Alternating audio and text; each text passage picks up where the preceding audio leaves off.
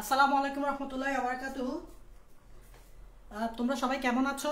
তোমরা আমাকে একটু কষ্ট করে জানাও যে আজকে আমরা আমাদের কথাগুলো শোনা যাচ্ছে কিনা এবং আমাকে দেখা যাচ্ছে কিনা। তোমরা আমাকে একটু কষ্ট করে জানাও যে ভাইয়ার কথা শোনা যাচ্ছে কিনা এবং ভিডিও দেখা যাচ্ছে কিনা। সবাই একটু কষ্ট করে কমেন্টে জানাও।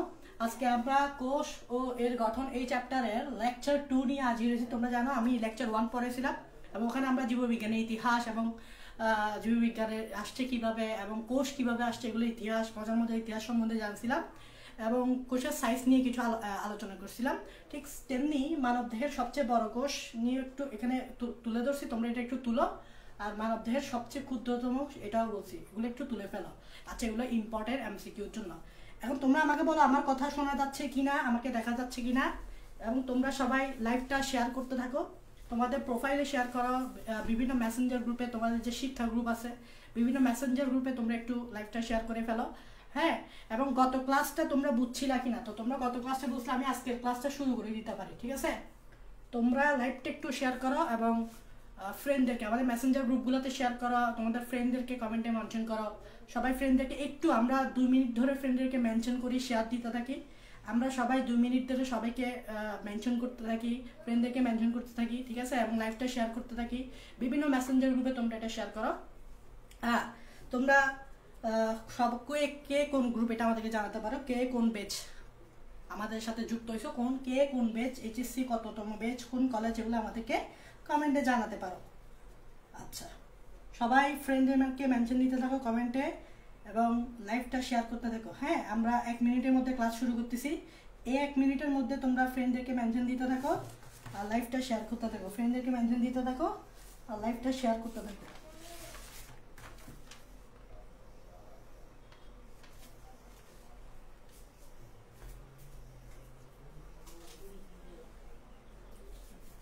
সবাই সবাই সবাই ফ্রেন্ডদেরকে মেনশন দিতে থাকো। হ্যাঁ, ভাইয়ার কথা শোনা যাচ্ছে কিনা লাস্টবারের মতো একবার বলো, ভাইয়ার কথা শোনা যাচ্ছে কিনা, আওয়াজ শোনা যাচ্ছে কিনা, আমাকে দেখা যাচ্ছে কিনা একবার বলো।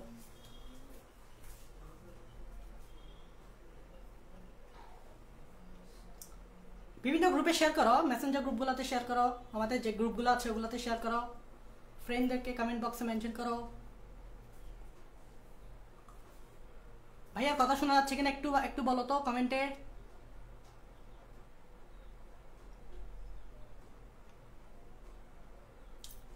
আমাকে একটু জানাও আমার কথা শোনা যাচ্ছে কিনা।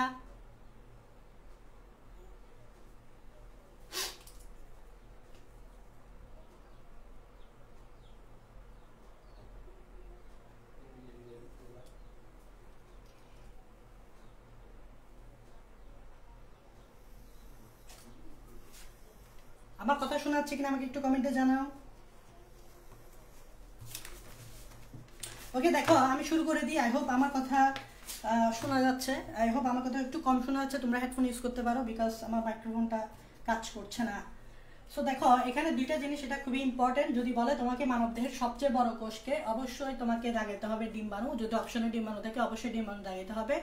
আর যদি বলে মানবদেহের সবচেয়ে ক্ষুদ্রতম কোষ কোনটা, তাহলে অপশনে শুক্রাণু থাকলে শুক্রাণু দাগাইতে হবে। আর যদি এটা বলে মানবদেহের সবচেয়ে দীর্ঘতম কোষ কোনটা, দীর্ঘতম মানে এটাকে আমি লম্বা বলতে পারি, দীর্ঘতম মানে এটাকে আমি লম্বা বলতে পারি, তখন তোমাকে অবশ্যই দাগাইতে হবে নিউরন। তখন তোমাকে অবশ্যই আমাদের যে নিউরন কোষ আছে আমাদেরকে নিউরন কোষ দাগাইতে হবে। তো এই তিনটা জিনিস অনেকে কনফিউজ থাকে, পরীক্ষায় আসলে পারে না। সবচেয়ে বড় ডিম্বাণু, সবচেয়ে ছোট শুক্রাণু এবং যদি বলো সবচেয়ে দীর্ঘতম বা লম্বা কোনটা, তাহলে হচ্ছে নিউরন। তোমরা এটা একটু তুলে ফেলো। আজকে আমরা কিছু ইন্টারেস্টিং জিনিস পড়বো। হ্যাঁ, কিছু ইন্টারেস্টিং জিনিস পড়বো, তোমরা তুলে ফেলো। ভাইয়ার কথা শোনা যাচ্ছে কিনা একটু লাস্টবার চেক করি। ওকে ওকে ওকে ওকে, ভাইয়ার কথা আশা করি শোনা যাচ্ছে, তাহলে আমি মুছে দিই। দেখো যে আজকে আমরা এখন যে জিনিসটা পড়বো সেটা হচ্ছে সেল থিওরি। সেল থিওরি এই জিনিসটা আমি তোমাদেরকে প্রথমত এটা পড়াবো যে সেল থিওরি বা বাংলায় বলে কোষ মতবাদ। এই জিনিসটা কি তোমরা জানো যে রবার্ট হুক 1665 সালে, গত ক্লাসে বলছিলাম, কোষ আবিষ্কার করছে। এবং রবার্ট হুক কোষ আবিষ্কার করার পর বিভিন্ন বিজ্ঞানীরা তারপর জীবিত কোষের সন্ধান পাইছেন। আমাদের লিউয়েন হুক সাহেব, লিউয়েন হুক জীবিত কোষ দেখছেন। তারপর বিভিন্ন সময়ে বিভিন্ন বিজ্ঞানীরা আসলে গবেষণা করতে থাকেন বা বিভিন্ন মতবাদ দিতে থাকেন যে আসলে কোষ জিনিসটা কি। বিভিন্ন সময় বিভিন্ন বিজ্ঞানীরা মতবাদ দিতে থাকেন। এভাবে অনেকে অনেক সময় অনেক মতবাদ দিছে। তো সর্বপ্রথম এরকম একটা থিওরি দিছে যে আমাদের কোষ, এই যে আমাদের যে কোষ আছে, যে কোষগুলো অ্যাকচুয়ালি প্রতিটা জীবেই পাওয়া যায়। বলা হচ্ছে এই যে কোষ প্রতিটা জীবে পাওয়া যায়, সেটা হোক উদ্ভিদ সেটা হোক প্রাণী। কারণ রবার্ট হুকের আবিষ্কারের পর পরবর্তী সময় বিভিন্ন বিজ্ঞানীরা খুঁজতে থাকেন যে প্রত্যেকটা জীবেই কি আসলে কোষ থাকে কিনা, প্রত্যেকটা জীবে কি কোষ থাকে কিনা, যেমন সেটা হোক উদ্ভিদ সেটা হোক প্রাণী। কারণ আমরা এটা বর্তমানে জানি উদ্ভিদ প্রাণীতে কোষ আছে, কিন্তু তখনকার সময় রবার্ট হুক কোষ আবিষ্কার করার পর বিজ্ঞানীরা খুঁজতে থাকেন আসলেই কি আমরা প্রাণীরা কি কোষ দিয়ে গঠিত, বা প্রত্যেকটা প্রাণী বা প্রত্যেকটা উদ্ভিদ কি কোষ দিয়ে গঠিত। অবশ্যই পরবর্তীতে বিভিন্ন সময় বিভিন্ন মতবাদ দেওয়া হয়েছে। তার মধ্যে একটা মতবাদ এরকম, সেল থিওরির একটা মতবাদ, সেটা হচ্ছে যে সকল জীব একটি বা একাধিক কোষ নিয়ে গঠিত। ঠিক আছে, যেমন এরকম যে সব জীব একটি বা একাধিক কোষ নিয়ে গঠিত। সব জীব একটি বা একাধিক কোষ নিয়ে গঠিত। সব জীব একটি বা একাধিক কোষ নিয়ে গঠিত। এই কথাগুলা দুইজন বিজ্ঞানী বলছিলেন। একটা হচ্ছে, তোমার একটু লিখতে হবে এই বিজ্ঞানীদের নাম, একটা হচ্ছে স্লেইডেন এবং আরেকজন হচ্ছে সোয়ান, থিওডোর সোয়ান মনে রাখলে হবে, শুধু সোয়ান। একটা হচ্ছে স্লেইডেন আর একটা হচ্ছে সোয়ান। সালটা মনে রাখতে হবে 1838 থেকে 1839। যে সব জীব আসলেই কোষ নিয়ে গঠিত, সব জীব, সেটা উদ্ভিদ হোক প্রাণী হোক, সেটা বলছেন স্লেইডেন এবং সোয়ান। তো পরবর্তীতে আরো কিছু কোষীয় মতবাদ পাওয়া গেছে, যেমন বলা হচ্ছে যে কোষ হলো জীবের মৌলিক একক। এরকম বলা হচ্ছে যে কোষ হলো জীবের মৌলিক একক। কোষ হলো জীবের মৌলিক একক মানে কি? মানে হচ্ছে যে প্রতিটা জীবই কিন্তু কোষ নিয়ে গঠিত। কোষ আছে বিধায় আমরা জীব হতে পারছি, কোষ না থাকলে হতো না। তার মানে মৌলিক একক বলতে কাকে বোঝাচ্ছে? কোষ। প্রতিটা জীবের মৌলিক একক হচ্ছে কোষ। আমাদের মৌলিক একক হচ্ছে কোষ। একটা কোষ নিয়ে আমরা গঠিত। মৌলিক একক কোনটা? অবশ্যই কোষ। এখন দেখো কোষ, এই যে কোষ, যে প্রতি আমরা যে বর্তমানে যে কোষের কথা বলি, বা আমরা যে জীব, আমাদের শরীরে তো লক্ষ লক্ষ কোষ। এই লক্ষ লক্ষ কোষ আসলো কেমনে? যেমন হতে পারে যে কিছু কিছু জীবের একটা কোষ থাকে, যারা এককোষী জীব তাদের একটা কোষ থাকে, কিন্তু আমরা তো বহুকোষী জীব। তাহলে এক কোষের জীব কিভাবে বহুকোষী জীব হয়ে গেল? এরকম একটা প্রশ্ন থাকতে পারে যে কোনো কোনো জীব যদি দেখি একটা কোষ নিয়ে গঠিত, আবার কোনো কোনো জীব দেখলে লক্ষ লক্ষ কোষ, অনেকগুলো কোষ আছে, তো একটা জীব এক কোষী জীব কিভাবে বহুকোষী জীব হলো? তাহলে হয়তো এরকম একটা ধারণা থাকতে পারে যে কোষের সংখ্যা বাড়ে, এরকম একটা মতবাদ নিয়ে আসছে। সেটা হচ্ছে এরকম বলছে যে পূর্ব থেকে বিরাজমান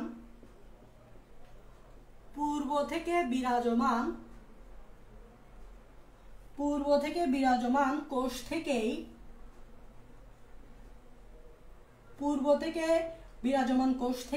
নতুন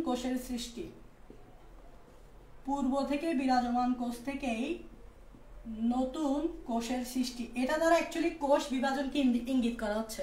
কারণ কোষ বিভাজনে একটা কোষ থেকে দুইটা কোষ তৈরি হয়। তাহলে পূর্ব থেকে বিরাজমান কোষ থেকে নতুন নতুন কোষের সৃষ্টি, এটা অ্যাকচুয়ালি কোষ বিভাজনকে ইঙ্গিত করা হচ্ছে। মানে এভাবে কিন্তু কোষের সংখ্যা বাড়ে। এই মতবাদটা সর্বপ্রথম দিছেন, তোমার নামটা অবশ্যই মনে রাখতে হবে, রুডলফ ভার্চু। এটা সর্বপ্রথম কে দিছে? Rudolf Virchow. এটা সর্বপ্রথম দিছে কে? Rudolph virtue. 1858 সালে, এটা মনে রাখবা, 1858 সালে রুডলফ ভার্চু সর্বপ্রথম বলছে যে পূর্ব থেকে বিরাজমান কোষ থেকে নতুন কোনো কোষের সৃষ্টি হয়েছে, যেটা আমরা আজকে বর্তমানে কোষ বিভাজনকে বলতে পারি, যে একটা কোষ থেকে দুইটা কোষ, দুইটা থেকে চারটা, এভাবে কিন্তু অ্যাকচুয়ালি কোষের সংখ্যা বাড়ে, এটা বলতে চাইছে। আচ্ছা, এটাই মূলত আমরা বলতে পারি যে সেল থিওরি। তাহলে তোমাদেরকে একটা এরকম প্রশ্ন করতে পারে যে সেল থিওরির প্রবর্তক কে? তোমাদেরকে এরকম একটা প্রশ্ন করতে পারে যে সেল থিওরির প্রবর্তক কে? তাহলে সেল থিওরির প্রবর্তক তিনজনের কথা উল্লেখ করতে পারো, স্লেইডেন, সোয়ান এবং এই রুডলফ ভার্চু। তাহলে তিনজনের কথা উল্লেখ করতে পারো, সেটা হচ্ছে স্লেইডেন, সোয়ান আর একটা হচ্ছে রুডলফ বার্চু। এদেরকে তুমি আমরা কি বলতে পারি, কোষ থিওরির প্রবর্তক বলতে পারি। কি বলতে পারি? কোষ থিওরির প্রবর্তক বলতে পারি। ঠিক আছে? তো যখন কোষ আবিষ্কার হয় নাই, দেখো নর্মালি তো 1665 সালেই রবার্ট হুক কোষ আবিষ্কার করছে। তো কোষ আবিষ্কার করার পরই আসলে বিজ্ঞানীরা খুঁজতে থাকেন আসলে যে উদ্ভিদ তো কোষ নিয়ে গঠিত, এটা জানা গেছে যে প্রাণীরাও কিন্তু কি কোষ নিয়ে গঠিত। সারপ্রাইজিংলি জানা গেছে যে প্রাণীরাও কোষ নিয়ে গঠিত। তো এই জন্য বিভিন্ন সময় বিভিন্নরা মতবাদ দিছে, এবং যেমন এরকম একটা মতবাদ দেওয়া গেছে, এরকম একটা মতবাদ দেওয়া গেছে, তারপর এরকম একটা মতবাদ কোষ বিভাজন রিলেটেড একটা মতবাদ দেওয়া গেছে, রুডলফ বার্চু। এটাকে বলা হচ্ছে কোষ থিওরির প্রবর্তক। এই জিনিসটা জাস্ট মনে রাখতে হবে, আহামরি কিছু না। আচ্ছা, এটা আমি মুছে দিচ্ছি, আহামরি কিছু না, জাস্ট এই জিনিসগুলো একটু মনে রাখবা। আচ্ছা আচ্ছা, যখন কোষ আবিষ্কার করা হয়নি তখন, মানে যখন কোষ আবিষ্কার করা সম্ভব হয়নি, তখন মানুষ কি মনে করতো? তখন মানুষ মনে করতো যে কোনো একটা নন লিভিং থিংস থেকে আসলে লিভিং থিংস আসছে। মানে ধরো আমি যদি বলি জীবনের উৎপত্তিটা কিভাবে হয়েছে বা জীবনটা কিভাবে আসছে, তখন অনেকে আগে চিন্তা করতো, যখন কোষ আবিষ্কার হয়নি অনেকে চিন্তা করতো যে জীবনের উৎপত্তিটা সরাসরি নন লিভিং থিংস থেকে আসছে। মানে আগে ধারণা করা হতো কি, যে নন লিভিং থিংস মানে তো বুঝো জড় পদার্থ, নন লিভিং থিংস মানে হচ্ছে জড় পদার্থ। তো অনেকে ধারণা করতো নন লিভিং থিংস থেকেই সরাসরি জীবের উৎপত্তি, এভাবে ধারণা করা হইতো আগে। এটা হচ্ছে তোমার ধারণা, পূর্ব ধারণা বলতে পারো। এটা হচ্ছে পূর্ব ধারণা, যে পূর্ব ধারণাতে বলা হতো কি, যে নন লিভিং থিংস যেগুলো আছে, ওই নন লিভিং থিংস থেকে কিন্তু সরাসরি একটা জীবের উৎপত্তি হয়ে যায়। যেমন আমি ধরো কোষ আবিষ্কার হওয়ার আগে যদি চিন্তা করি কোষ আবিষ্কার হয়, তা আমি চিন্তা করবো আমার জীবনটা আসছে কিভাবে। আমি বলবো যে মনে হয় এই যে পরিবেশের যে জড় পদার্থ আছে, আগুন, বাতাস, গ্যাস, এগুলা থেকে মনে হয় সরাসরি আমরা আসছি, এরকম কিছু। কিন্তু যখন কোষ আবিষ্কার হয়ে গেছে, তখন আমরা বুঝতে পারছি যে না, আসলে যে সরাসরি কিন্তু নন লিভিংস থেকেই আমাদের জীবের উৎপত্তিটা হয় নাই। অ্যাকচুয়ালি কোষের মাধ্যমে কিন্তু আমাদের জীবন উৎপত্তি হয়েছে, কারণ কোষ দিয়ে আমরা আসছি, কোষ হওয়ার মাধ্যমে। তাহলে আগে থেকে পৃথিবীতে একটা জীবন ছিল, ওই জীবন থেকে আমরা আসছি। তার মানে আমরা আসছি মূলত কোত্থেকে, একটা জীবন থেকে, বা আমরা বলতে পারি যে আমরা আসলে লিভিং থিংস থেকে আসছি। আমরা বলতে পারি আমরা লিভিং থিংস থেকে আসছি, আমরা মূলত বলতে পারি যে লিভিং থিংস থেকেই আসছি, বলতে পারি যে লিভিং থিংস থেকেই জীবের উৎপত্তি, বলতে পারি লিভিং থিংস থেকেই জীবের উৎপত্তি। আর ওই লিভিং থিংসকে আমরা ধরো বলতে পারি কোষ না বলে এটাকে বলতে পারবো প্রথম সৃষ্ট কোষ, এটাকে আমরা বলবো প্রথম সৃষ্ট কোষ। হতে পারে যে পৃথিবীতে একটা প্রথম কোষ সৃষ্টি হয়েছিল, প্রথম একদম একটা কোষ সৃষ্টি হয়েছিল, ওই কোষ সৃষ্টি হওয়ার মাধ্যমে আস্তে আস্তে তোমার সময়ের ধারায় আমরা জীবের উৎপত্তি করছে, এরকম কিছু। তা আমরা সরাসরি বলতে পারি যে না, নন লিভিং থিং থেকে সরাসরি নন লিভিং থেকে আসি নাই। আমাদের পৃথিবীর আদিম পৃথিবীতে প্রথম একটা কোষ সৃষ্টি হয়েছিল, ওই প্রথম কোষ থেকে আস্তে আস্তে ধাপে ধাপে বহুকোষী প্রাণী আসছে, এভাবে বলতে পারি। তো এই জিনিসটা হচ্ছে একটু জাস্ট তোমাদেরকে বোঝানো, আর কি জিনিসটা কি রকম, এটা আহামরি কিছু না।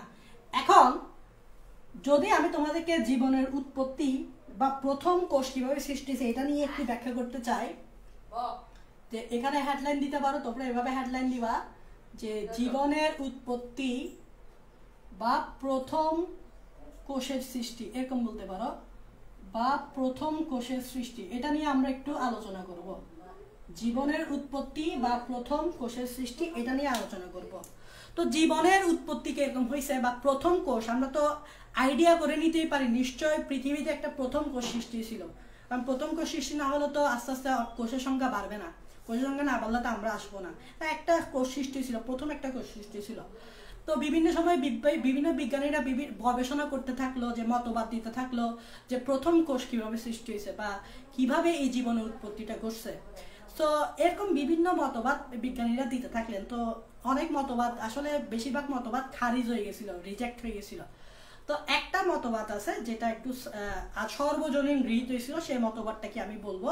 একটা মতবাদ ছিল যেটা সর্বজনীন গৃহীত ছিল, সেটা আমি তোমাদেরকে বলবো।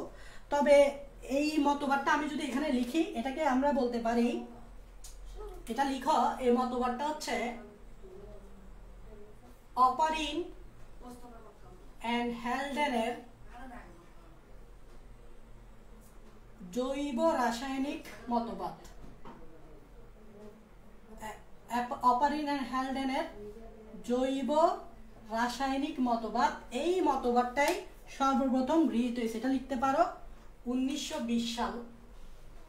1920 সালে অপারিন এবং হ্যালডেন একটা মতবাদ দিছিলেন জীবাণুর উৎপত্তি নিয়ে। ওই মতবাদটাকে আমরা বলবো জৈব রাসায়নিক মতবাদ। এই 1920 সালে ওনারা এটা দিয়েছেন। এবং এখানে অ্যাকচুয়ালি কি ছিল, এখানে অ্যাকচুয়ালি ওনারা বলতে যাচ্ছে যে আমাদের যে তখনকার পৃথিবী, মানে এখনকার পৃথিবী যেরকম, তখনকার পৃথিবী তো ওরকম ছিল না। মনে হয় কি ছিল না। আদিম পৃথিবীর কথাই যদি বলি, তখনকার পৃথিবী কিন্তু আমাদের মতো ছিল না। কারণ কেন, তখনকার পৃথিবীতে কি কি ছিল আমি যদি বলি, তখনকার পৃথিবীতে তোমার এরকম অবস্থা ছিল, বা আদিম পৃথিবীর কথাই যদি বলি, এই আদিম পৃথিবীর কথা চিন্তা করো। আদিম পৃথিবী কেমন ছিল যদি এটা চিন্তা করো, আদিম পৃথিবী কেমন ছিল। আদিম পৃথিবীতে ওই সময় প্রচুর বর্জ্যপাত হয়েছিল, এখনকার মতো না। এখনকার তো নর্মালি সাধারণত বর্ষাকালে তোমার বর্জ্যপাত ঘটে, কিন্তু তখন এই মুহূর্তে মুহূর্তে কিন্তু বর্জ্যপাত ঘটতো। তার মানে আমরা বলতে পারো আদিম পৃথিবীতে প্রচন্ড বর্জ্যপাত হইতো, প্রচুর বলতে পারো, প্রচুর বর্জ্যপাত হইতো। বর্জ্যপাত বানান কিরকম রে, বর্জ্যপাত এরকম না, এরকম প্রচুর বর্জ্যপাত হইতো। তারপর কি হইতো, তারপর ওখানে প্রচুর আগ্নেয়গিরি, অগ্নুৎপাত, তোমরা বুঝো ভলকানিক, প্রচুর অগ্নুৎপাত হইতো, প্রচুর অগ্নুৎপাত।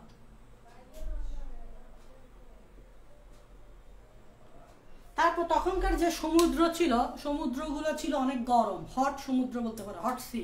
ঠিক আছে, তখন আমরা বলতে পারি যে উত্তপ্ত সমুদ্রের জল ছিল। তখন কি ছিল, উত্তপ্ত সমুদ্রের জল ছিল, উত্তপ্ত সমুদ্রের জল ছিল, উত্তপ্ত সমুদ্রের জল ছিল। এবং বলতে পারো তখন বৃষ্টিপাতও ছিল, তখন বৃষ্টিপাতও হতো, প্রচুর বৃষ্টিপাতও থাকতো। এবং তোমার বায়ুমণ্ডলে বিভিন্ন গ্যাস থাকতো, মিথেন, হাইড্রোজেন, নাইট্রোজেন, এগুলো থাকতো। তবে মনে রাখবে অক্সিজেন ছিল না, কারণ তখনকার পৃথিবী কিন্তু বসবাসযোগ্য ছিল না। তো বসবাসযোগ্য ছিল না মানে কি, তখন অক্সিজেন ছিল না বলতে গেলেই। তখনকার সময় মিথেন, নাইট্রোজেন, হাইড্রোজেন এইসব গ্যাস থাকতো, অক্সিজেন থাকতো না, এটা হচ্ছে কথা।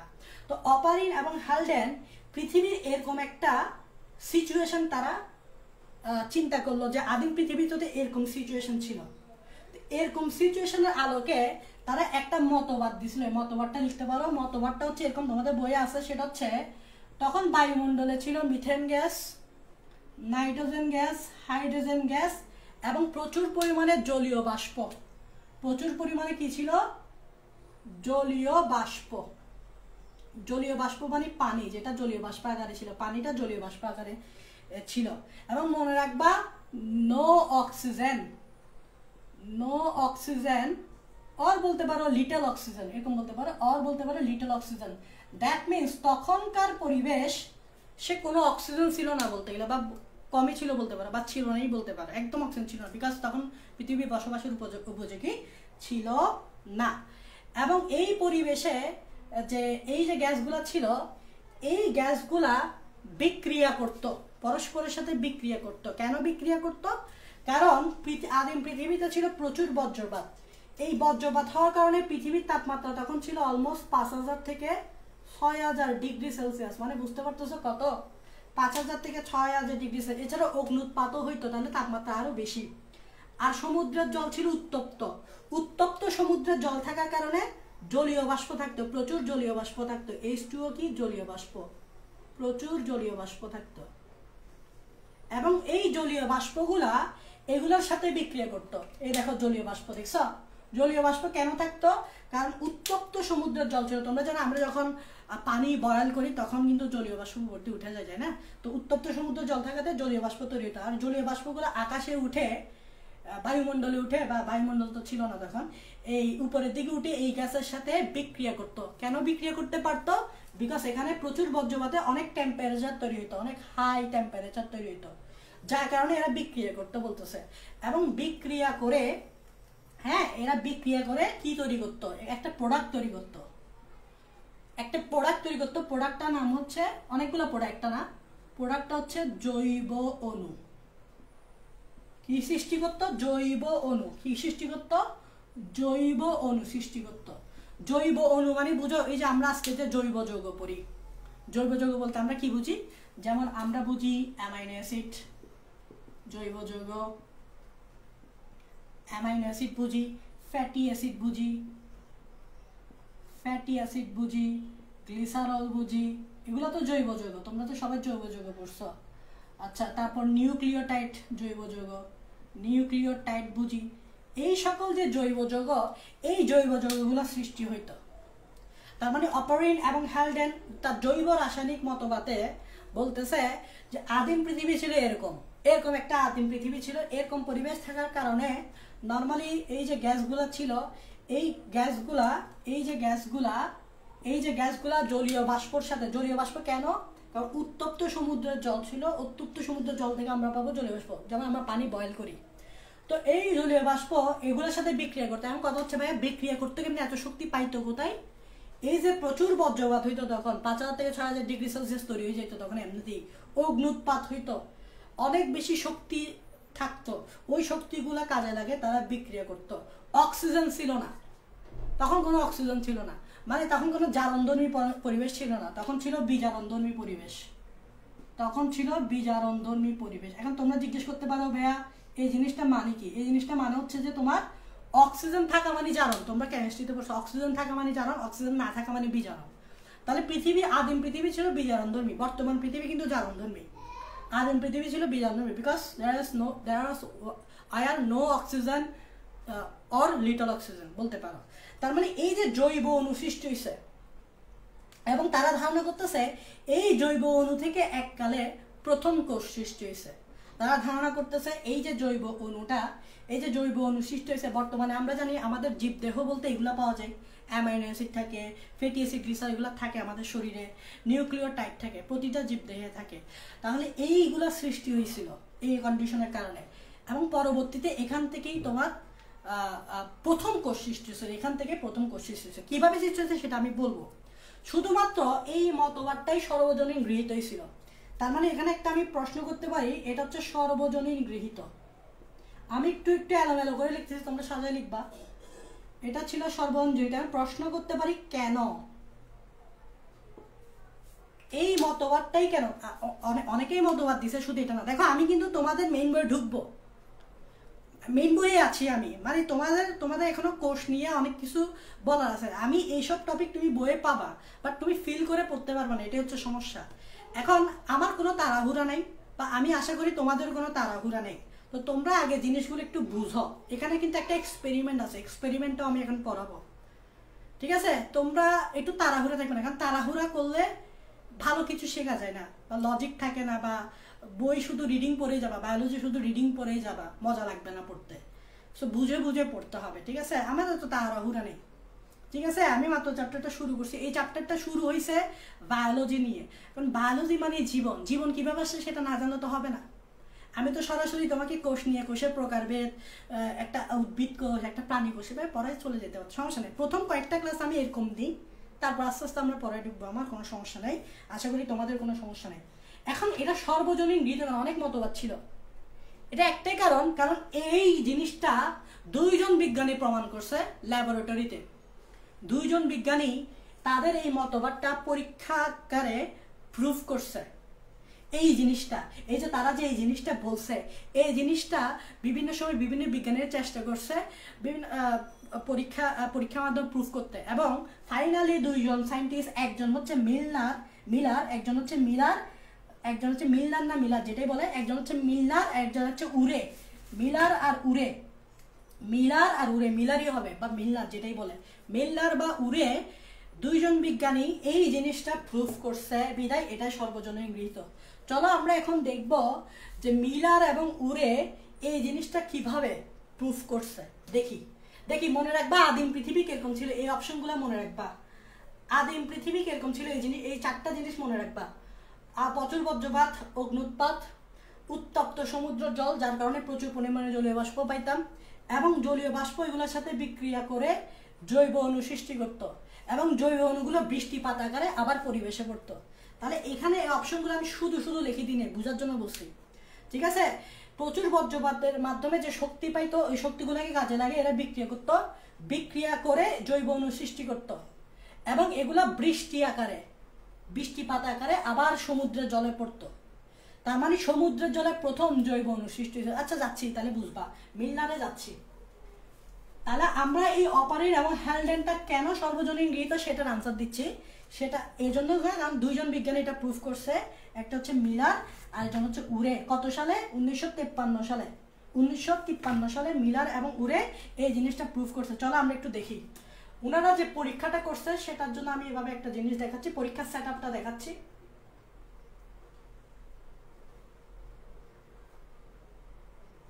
পরীক্ষার সেট আপটা আমি তোমাদেরকে দেখাচ্ছি।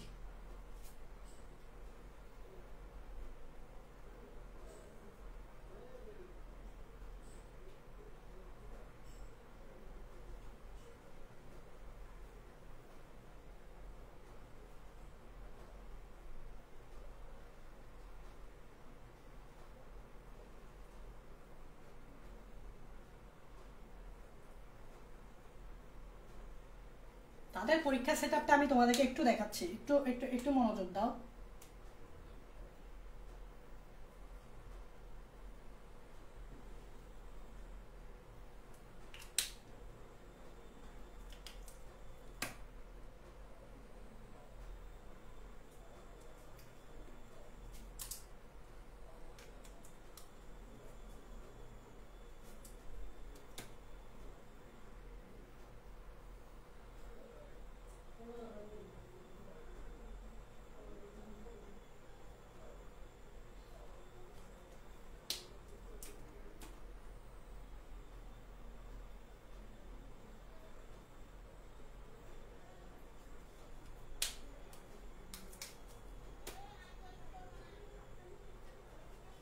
এটা হচ্ছে তাদের পরীক্ষার সেট আপ। এখানে তারা দুইটা ফ্লাক্স ইউজ করছে। ওই যে ওপারিন এবং হ্যালডেন যে মতবাদটা দিছে, আস্তে আস্তে আমাদের জীবনের উৎপত্তিটা আমরা শুরু করতেছি। মানে জীবনের উৎপত্তি আসছে জৈব অণু সৃষ্টির মাধ্যমে, অর্গানিক কম্পাউন্ড সৃষ্টির মাধ্যমে। অর্গানিক কম্পাউন্ডটা অ্যাকচুয়ালি তারা যে বলছে যেভাবে সৃষ্টি হয়েছে সেভাবে আদৌ সৃষ্টি হয়েছে কিনা তারা এটা এভাবে প্রুফ করছে। কিভাবে? এখানে তারা দুইটা ফ্লাক্স, একটা এদিকে আর একটা এদিকে, দুইটা কানেক্ট করে দিছে। এদিকে আরেকটা জিনিস ইউজ করেছে, এটা হচ্ছে কন্ডেন্সার বা শীতল করার জন্য একটা কন্ডেন্সার ইউজ করেছে, আর এটা হচ্ছে চাবি, ট্যাপ বলতে পারো, যেভাবে কন্ট্রোল করি আমরা ট্যাপ খুলি না, ট্যাপ ট্যাপ বলতে পারো। হ্যাঁ, এখন জিনিসটা কি দেখো, এই যে এখানে আমরা পানি রাখছি, এই পানিটাকে তারা উত্তপ্ত সমুদ্রের জলের সাথে কম্পেয়ার করছে। যেমন দেখো প্রারম্ভিক পৃথিবীর উষ্ণ সমুদ্র, এই জিনিসটা তারা কম্পেয়ার করছে প্রারম্ভিক পৃথিবীর উষ্ণ সমুদ্রের সাথে। প্রারম্ভিক পৃথিবীর উষ্ণ সমুদ্রের সাথে তারা, ওই যে আমি বলছিলাম না আদিম পৃথিবী উষ্ণ সমুদ্র ছিল, তারা এটা উষ্ণ কিভাবে, কারণ এখানে এখন আমি হিট দিব। তারা এখানে একটা বুনসেন বার্নার ইউজ করছে, এই যে এখানে একটা বুনসেন বার্নার ইউজ করছে, এবং এই পানিগুলাকে হিট দিছে, মানে আগুন জ্বালাইছে আর কি। এই যে আগুন জ্বালাইছে, এখানে কি জ্বালাইছে? আগুন জ্বালাইছে। আগুন জ্বালাইলে বলো তো এই পানিগুলো হিট হবে না? তাহলে এখানে তারা একটা প্রারম্ভিক পৃথিবীর উষ্ণ সমুদ্র তৈরি করছে, সেট আপ তৈরি করছে। এতটুকু তো ক্লিয়ার যে তারা আদিম পৃথিবী এখানে আনতে চাইছে, পুরোপুরি আনতে পারেনি, বাট কনসেপ্টটা আনছে। আচ্ছা, এখন এই যে জিনিস, এই যে ফ্লাক্স, এখানে ওই তাদের মতো ওই যে ওপারিন এবং হ্যালডেন বলছে এখানে কি কি গ্যাস ছিল বলতো বায়ুমণ্ডলে? এখানে ছিল CH4 গ্যাস, তারা এখানে CH4 গ্যাস দিছে, হাইড্রোজেন গ্যাস দিছে, নাইট্রোজেন গ্যাস দিছে, CH4 নাইট্রোজেন হাইড্রোজেন, ওই দেখো ওপারিন হ্যালডেন বলছিল এগুলা ছিল। তো CH4 নাইট্রোজেন হাইড্রোজেন গ্যাস দিছে। এবার এখানে এই দুইটা কি? এই দুইটা হচ্ছে তড়িৎদ্বার, ইলেকট্রড। এগুলা কি? এগুলো হচ্ছে তড়িৎদ্বার। এখন আমাকে বলতে পারো ভাই তড়িৎদ্বার কি জন্য? এই তড়িৎদ্বার হচ্ছে প্লাস, এই তড়িৎদ্বারটা মাইনাস। তুমি এখন জিজ্ঞেস করতে পারো তড়িৎদ্বার কেন? কারণ তড়িৎদ্বার না দিলে তো ইলেকট্রিসিটি পাবে না, আর ইলেকট্রিসিটি না পাইলে তো শক্তি পাবো না, শক্তি লাগবে, বিক্রিয়া করতে শক্তি তৈরি করতে হয়। মানে এখানে তারা ওই যে প্রারম্ভিক পৃথিবীর যে প্রচুর বজ্রপাত হইতো, অগ্নুৎপাত হইতো, ওই সেটআপটা তারা এখানে এই সেটআপটা তারা এখানে কনসেপ্টটা আনছে। মানে প্রারম্ভিক পৃথিবীর যে প্রচুর বজ্রপাত হইতো, যে অগ্নুৎপাত হইতো, প্রচুর শক্তি পাইতো, ওই শক্তিটা তারা এখানে দিচ্ছে ইলেকট্রোডের মাধ্যমে। একটা হচ্ছে পজিটিভ আর একটা হচ্ছে নেগেটিভ। এটা তো জানো পজিটিভ নেগেটিভ দিতে হয়, তড়িৎদ্বারের কাজ তো জানো। তো এই দুইটা দেওয়ার কারণে এখানে স্পার্ক তৈরি হবে। এখানে কি তৈরি হবে? এখানে এভাবে ইলেকট্রিক স্পার্ক তৈরি হবে। এখানে কি তৈরি হবে? ইলেকট্রিক স্পার্ক তৈরি হবে। এখন দেখো এটা কি, এটা আচ্ছা এটার কথা বলি। এটা হচ্ছে কনডেন্সার। এই জিনিসটা হচ্ছে তোমার কনডেন্সার। মানে তো বুঝো শীতলী কি বলবো, শীতক বলে। কনডেন্সারকে বাংলায় বলে শীতক, মানে ঠান্ডা করবে আর কি। শীতক মানে কনডেন্সার কাজ ঠান্ডা করা। তো ঠান্ডা করবে কিভাবে? এদিক দিয়ে তোমার ঠান্ডা পানি প্রবেশ করাবে, এদিক দিয়ে তোমার ঠান্ডা জল প্রবেশ করাবে, আর এদিক দিয়ে ওই জলটা বাইর হবে। এদিক দিয়ে বের হবে। ঠান্ডা জলটা কি হবে? নির্গমন, বের হবে। তো ঠান্ডা জল দিয়ে কি করাবো? ঠান্ডা করাবো। তো এখানে অ্যাকচুয়ালি একটা প্রারম্ভিক সেট আপ তৈরি করা হচ্ছে। যেমন প্রারম্ভিক বায়ুমণ্ডল, যেমন এই জিনিসটা কি, এই যে CH4, এটাকে আমরা বলতে পারি প্রারম্ভিক বায়ুমণ্ডল বলা তো যাবে না, তখন তো বায়ুমণ্ডল ছিল না। যে প্রারম্ভিক পৃথিবীর গ্যাস বলতে পারো,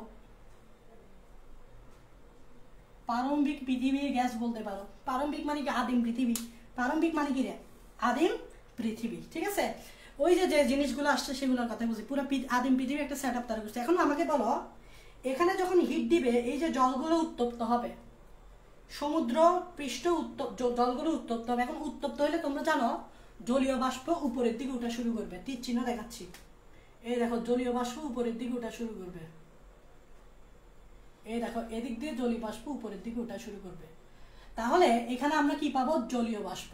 H2O পাশে দিয়ে এক ইউ দিয়ে বুঝাচ্ছি, অ্যাকুয়াস অবস্থা মানে জলীয় বাষ্প। তার মানে এখানে আমরা কি পাচ্ছি? জলীয় বাষ্প। এবং এই জলীয় বাষ্পগুলা কাদের সাথে গিয়ে উন্মুক্ত হবে? CH4, হাইড্রোজেন, নাইট্রোজেন, এদের সাথে গিয়ে উন্মুক্ত হবে। এবং এরা পরস্পরের সাথে বিক্রিয়া করবে। বিক্রিয়াটা কেন করবে? বিকজ এখানে আমরা ইলেকট্রিক স্পার্ক ক্রিয়েট করছি। মানে এই পরিবেশটাকে আমরা ওই যে প্রারম্ভিক পৃথিবীর, এটাকে আমরা প্রারম্ভিক পৃথিবীর বজ্রপাতের সাথে কম্পেয়ার করতেছি। ওরা করছে, আমরা না। মিলার আর উরে এই এক্সপেরিমেন্টটা কারা করছে? Miller Urey experiment. কত সালে? 1953 সালে, 1953। এখন প্রচুর বজ্রপাত, পৃথিবীর বজ্রপাতের অবস্থা চিন্তা করো। তখন বজ্রপাত হচ্ছে। তো ইলেকট্রিক স্পার্ক তৈরি করে গিয়ে এগুলোকে বিক্রিয়া করাবে। তো বিক্রিয়া শেষে কি তৈরি হবে সেটা আমরা জানি না, আমি জানি না, কেউ জানে না। কি তৈরি হবে সেটা জানি না, কি তৈরি হবে এটা পরে বোঝা যাবে। তো দেখো এই বিক্রিয়া শেষে কিছু একটা তো তৈরি হবে। যেটা তৈরি হবে সেটা এদিক দিয়ে আসবে, এদিক দিয়ে আসবে, এদিক দিয়ে যাবে। তো এদিক দিয়ে আমরা প্রবেশ করাইছি কনডেন্সার। কনডেন্সারের কাজ হচ্ছে শীতল করা। ভাই শীতল করা কেন? কারণ এদিক দিয়ে আমরা যেটাই পাই না কেন সেটা জলীয় বাষ্প আকারে থাকবে। ভাই জলীয় বাষ্প আকারে থাকলে তো তুমি কালেক্ট করতে পারবে না। এই জায়গায় যে জিনিসগুলো থাকবে এগুলো কি আকারে থাকবে? জলীয় বাষ্প আকারে থাকবে। এই জায়গায় এখানে ইলেকট্রিসিটি বা ইলেকট্রিক স্পার্ক, বজ্রপাত এসব কিছু থাকলে ওগুলো তো জলীয় বাষ্প আকারেই থাকবে। তাহলে তরল আকারে থাকার কোনো প্রশ্ন না। তাই আমরা এখানে কনডেন্সার ইউজ করে এগুলোকে তরল করে ফেলবো। তার মানে এদিক দিয়ে যাওয়ার সময় এখানে যা তৈরি হোক না তা কিন্তু এই জলের সাথে মিশে যাবে, লিকুইড অবস্থায় থাকবে, জলের সাথে মিশে যাবে বা জলে পরিণত হবে। তোমরা জানো বাষ্পকে ঠান্ডা করলে জল পানি হয়ে যায়, বাষ্পকে ঠান্ডা করলে পানি হয়ে যায়। আচ্ছা, তো এদিক দিয়ে তার মানে যা তৈরি হয়েছে হোক না কেন তা কিন্তু এই কনডেন্সারের মধ্য দিয়ে যাওয়ার সময় পানিতে পরিণত হবে। তার মানে এখানে তো পানি আছে, তার মানে এখানে আমরা কি পাচ্ছি? এই জায়গায় আমরা কি পাচ্ছি? জল পাচ্ছি। কারণ বাষ্পকে ঠান্ডা করলে জল পাই। এই জলটাকে আমরা প্রারম্ভিক পৃথিবীর বৃষ্টিপাতের সাথে কম্পেয়ার করতে পারি। এই জলটাকে আমরা প্রারম্ভিক পৃথিবীর কিসের সাথে কম্পেয়ার করতে পারি? বৃষ্টিপাত। ওই যে আমি তোমাকে বলছি না, পৃথিবী তখন এই ঘটনা ঘটার পর, এটা তো উপরের দিকে হয়, এই ঘটনা ঘটার পর ঠান্ডা হওয়ার কারণে তোমরা জানো উপরের দিকে যখন চলে যায় তখন বৃষ্টি রূপে পৃথিবীতে আবার ফেরত আসে, এটা একটা চক্রের মতো। তোমরা তো পানি চক্রে পড়ছো, উপরের দিকে জলীয় বাষ্প যখন চলে যায় তখন এগুলো ঠান্ডা হয়ে বৃষ্টি রূপে আবার পৃথিবীতে সমুদ্রে পড়ে। তার মানে এই জিনিসটা যেটা তৈরি হয়েছে সেটা জল রূপে বৃষ্টিপাত হিসেবে আবার সমুদ্রে আসবে। সমুদ্রে আসবে কেমনে বুঝলাম? এই যে এদিক দিয়ে যাবে, দেখো এদিক দিয়ে যাবে, এদিক দিয়ে যাবে, এদিক দিয়ে যায় এই উত্তাল সমুদ্রে, এই যে উষ্ণ সমুদ্রে আবার মিলিত হবে। তার মানে এই যে উষ্ণ সমুদ্র যেটা আছে এখানেই কিন্তু আমরা কিছু জিনিস প্রোডাক্ট পাচ্ছি। প্রোডাক্টটা কি আমি জানি না, প্রোডাক্টটা কি আমি জানি না। এইবার তারা এই পুরা ঘটনাটা এরকম 7 দিন কন্টিনিউ করছে, 7 ডে। কয়দিন কন্টিনিউ করছে? তারা 7 দিন কন্টিনিউ করছে, মিলার আর উড়ে 7 দিন কন্টিনিউ করার পর এইবার তারা চিন্তা করতেছে এখানে যে জিনিসটা তৈরি হয়েছে এটা কি, তারা জানার চেষ্টা করছে। এই যে জিনিসটা তৈরি হয়েছে যেটা জলের সাথে মিশে আছে, এই যে জলটা কি, এই জন্য তারা ট্যাপটা খুলছে, খুলে এখান থেকে কিছু জিনিস কালেক্ট করছে। এই যে এটা বিকার, এই যে জল, এটা হচ্ছে জল, এবং এখানে কিছু জিনিস তারা পাইছে। এখানে আমরা ধরে নাম কিছু জিনিস লাল দিয়ে কিছু জিনিস পাইছে। এই কিছু জিনিসটা অ্যাকচুয়ালি কি ছিল তারা পরীক্ষা করে দেখছে। এই যে জিনিসটা, এই জিনিসগুলো ছিল জৈব যৌগ। তার মানে তারা এখানে কি পাইল? জৈব যৌগ পাইল। তার মানে অপারেন্ট হার্ডিং রাইট, তারা ঠিক বলছিল। এগুলা বিক্রিয়া করে প্রারম্ভিক পৃথিবীর সময়, যখন প্রারম্ভিক পৃথিবী ছিল, আদিম পৃথিবী ছিল, তখন এই জিনিসগুলো বিক্রিয়া করে সমুদ্রে জৈব অণু সৃষ্টি করছিল। দেখো এটাই উত্তল সমুদ্র, এই জিনিসগুলো তো উত্তল সমুদ্রে উষ্ণ সমুদ্রে এসেই পড়তেছে। উষ্ণ সমুদ্রে তাহলে প্রথম জৈব অণু সৃষ্টি ছিল, জৈব যৌগ যেটা আমরা আজকে জানি জৈব যৌগ। তারা প্রুফ করে ফেলছে, মিলার আর উড়ে অবিশ্বাস্যভাবে তারা এটা প্রুফ করে ফেলছে। না, Oparin and Haldane is right, was right, তারা রাইট ছিল যে এইখানে ঠিকই বলছে তারা, এই জিনিসগুলো তারা বিক্রিয়া করে জৈব যৌগ তৈরি করছিল। তাহলে মানে এই যে সাগর, যেটা পৃথিবী প্রারম্ভিক উষ্ণ সমুদ্র ছিল, এই সাগরে জৈব অণু সৃষ্টি ছিল প্রথমে। আর জৈব অণু সৃষ্টি হওয়ার কারণে আস্তে আস্তে লাইফ আসছে, মানে প্রথম কোষ আসছে। কিভাবে আসছে এর আরো ধাপ আছে, প্রথম কোষ আসার আরো ধাপ আছে, পড়াবো, সমস্যা নেই। তাহলে এই জৈব যৌগগুলো কি কি ছিল আমরা বলতে পারি। যেমন এই জৈব যৌগগুলো তোমরা লিখতে পারো। এই জৈব যৌগগুলো কি ছিল? অ্যামাইনো অ্যাসিড ছিল, অ্যামাইনো অ্যাসিড ছিল, নিউক্লিওটাইড ছিল, নিউক্লিওটাইড ছিল, ফ্যাটি অ্যাসিড ছিল, আর অনেক কিছু ছিল, আমি এতগুলো লিখবো না। ফ্যাটি অ্যাসিড ছিল, গ্লিসারল ছিল, আমি এত কিছু লিখবো না, আর অনেক কিছু ছিল। তারপর আরেকটা লেখো মনোস্যাকারাইড, এগুলো একটু নোট করো কি কি ছিল। মনোস্যাকারাইড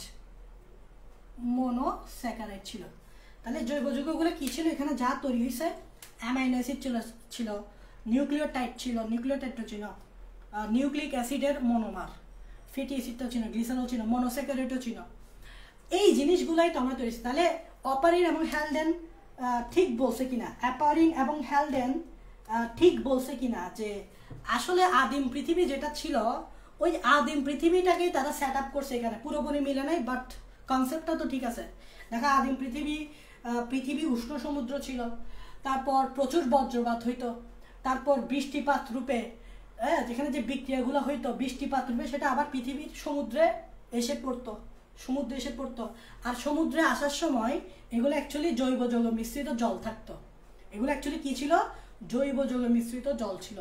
এই প্রসেসটা করার মাধ্যমে তারা অপারিন এবং হ্যালডেনকে কি বানাই দিছে?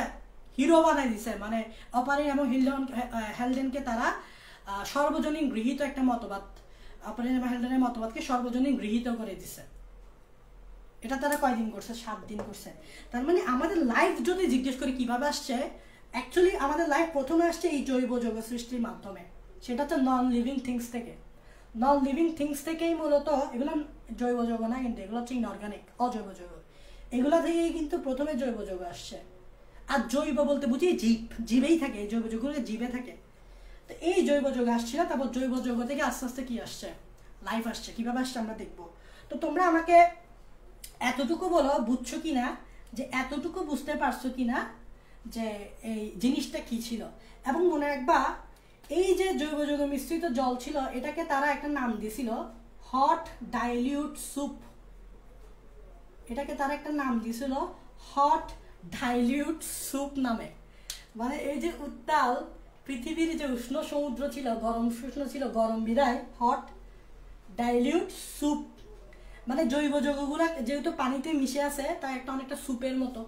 আর এটা ছিল হট, এটা ছিল হট, তার মানে তখনকার যে উত্তাল উষ্ণ সমুদ্র ছিল, উষ্ণ সমুদ্রতে জৈব অণু ছিল। এখানে এখানে কি ছিল? জৈব অণু। এই জিনিসটাকে তারা হট ডাইলিউট স্যুপ নাম দিল, অনেকটা স্যুপের মতো। স্যুপে যেরকম আমরা পানির সাথে বিভিন্ন উপাদান মিশাই দিই, মিশাই স্যুপ বানাই ফেলি, অনেকটা এরকম। ঠিক আছে, এক্সপেরিমেন্টটা তারা কয়দিন করছে? 7 দিন করছে। 7 দিন করে পরে এগুলো কালেক্ট করছে এবং কালেক্ট করে দেখছে এখানে তো জৈব যৌগ আছে, এখানে তো জৈব যৌগ আছে, তার মানে হল্ডেন ওয়াজ রাইট। তার মানে এই জিনিসটা। আচ্ছা, তোমরা এই জিনিসটা বুঝছো কিনা বলো। যে আমি জানি তোমাদের অনেকের কাছে বিরক্ত লাগতেছে, কিন্তু আসলে আমি তোমাদেরকে এই জিনিসগুলো না বললে নয়, কারণ এগুলো তুমি আসলে এগুলো জানার জিনিস, এগুলো হয়তো অনেকেই পড়াই না, বাট আমি যে পড়াবো না তা তো না, আমি চেষ্টা করি সবই পড়ানোর। ঠিক আছে, অনেকে এগুলো এইসব জিনিস না পড়াই চলে যাবে, ডাইরেক্ট কোষের প্রকার পেতে চলে যাবে, বলবে উদ্ভিদ কোষ, প্রাণী কোষ, এগুলো তোমরা ক্লাস 8-9 থেকেই শিখে আসতো, সেগুলো আমি তোমাদেরকে কী শিখাবো। কিন্তু যেগুলো তোমরা জানো না সেগুলো হচ্ছে জীবনের উৎপত্তি, বা এর আগে যে বায়োলজির ইতিহাসটা বলছি, কোষের ইতিহাসটা বলছি, এগুলো তোমরা জানো, এগুলো খুব ইন্টারেস্টিং জিনিস।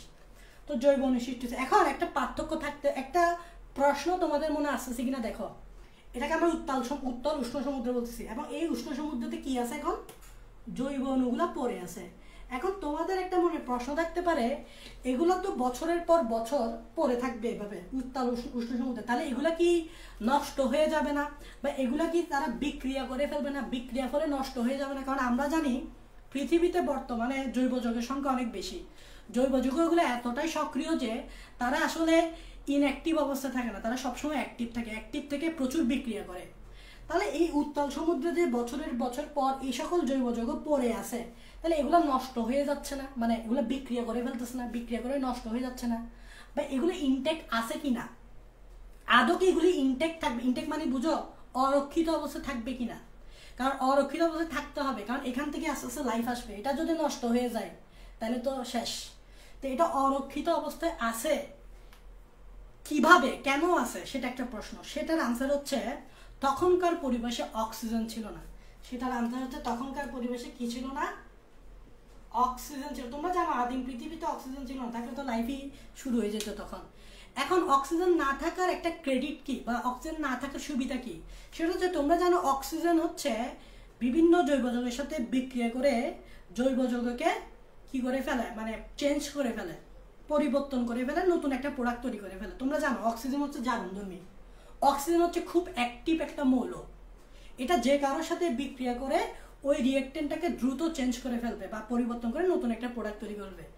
যেহেতু অক্সিজেন ছিল না, তাহলে এগুলা জারিত হওয়ার কোনো চান্স ছিল না। এই যে সমুদ্রে যে জৈব অণুগুলো পড়ে আছে, এগুলো জারিত হওয়ার কোনো চান্স ছিল না, তাহলে এগুলো ইনটেক্ট থাকতো। তাই এগুলো ইনটেক্ট থাকতো। তো ইনটেক্ট থাকার কারণটা কি, লজিকটা কি? লজিকটা হচ্ছে অক্সিজেন ছিল না। বিকজ তোমরা জানো বিভিন্ন বিক্রিয়া কিন্তু অক্সিজেন খুবই অ্যাক্টিভ, অক্সিজেন খুব সক্রিয় একটা মৌল, যে কারোর সাথে বিক্রিয়া করে কিন্তু তোমার করে ফেলবে, ওই যৌগটাকে চেঞ্জ করে ফেলবে। তো তখন অক্সিজেন ছিল না বিধায় এই সুবিধাতেই ছিল, এগুলো ইনটেক অবস্থায় ছিল, এগুলো ইনটেক অবস্থায় ছিল। ইনটেক অবস্থা থাকতে হবে, কারণ পরবর্তীতে এখান থেকেই লাইফ আসবে। তো এতটুকু বুঝছো কিনা তোমাদের থেকে একটু কমেন্টে জানতে চাচ্ছি। নেক্সটে আমরা এটার পর দেখব এই জৈব অণুগুলা কিভাবে আস্তে আস্তে প্রথম কোষ সৃষ্টি করছিল। তাহলে আমাদের উদ্দেশ্য হচ্ছে প্রথম কোষ সৃষ্টি করা। প্রথম কোষ সৃষ্টি হইলেই আমরা বুঝতে পারবো কিভাবে বাকিগুলো আসছে।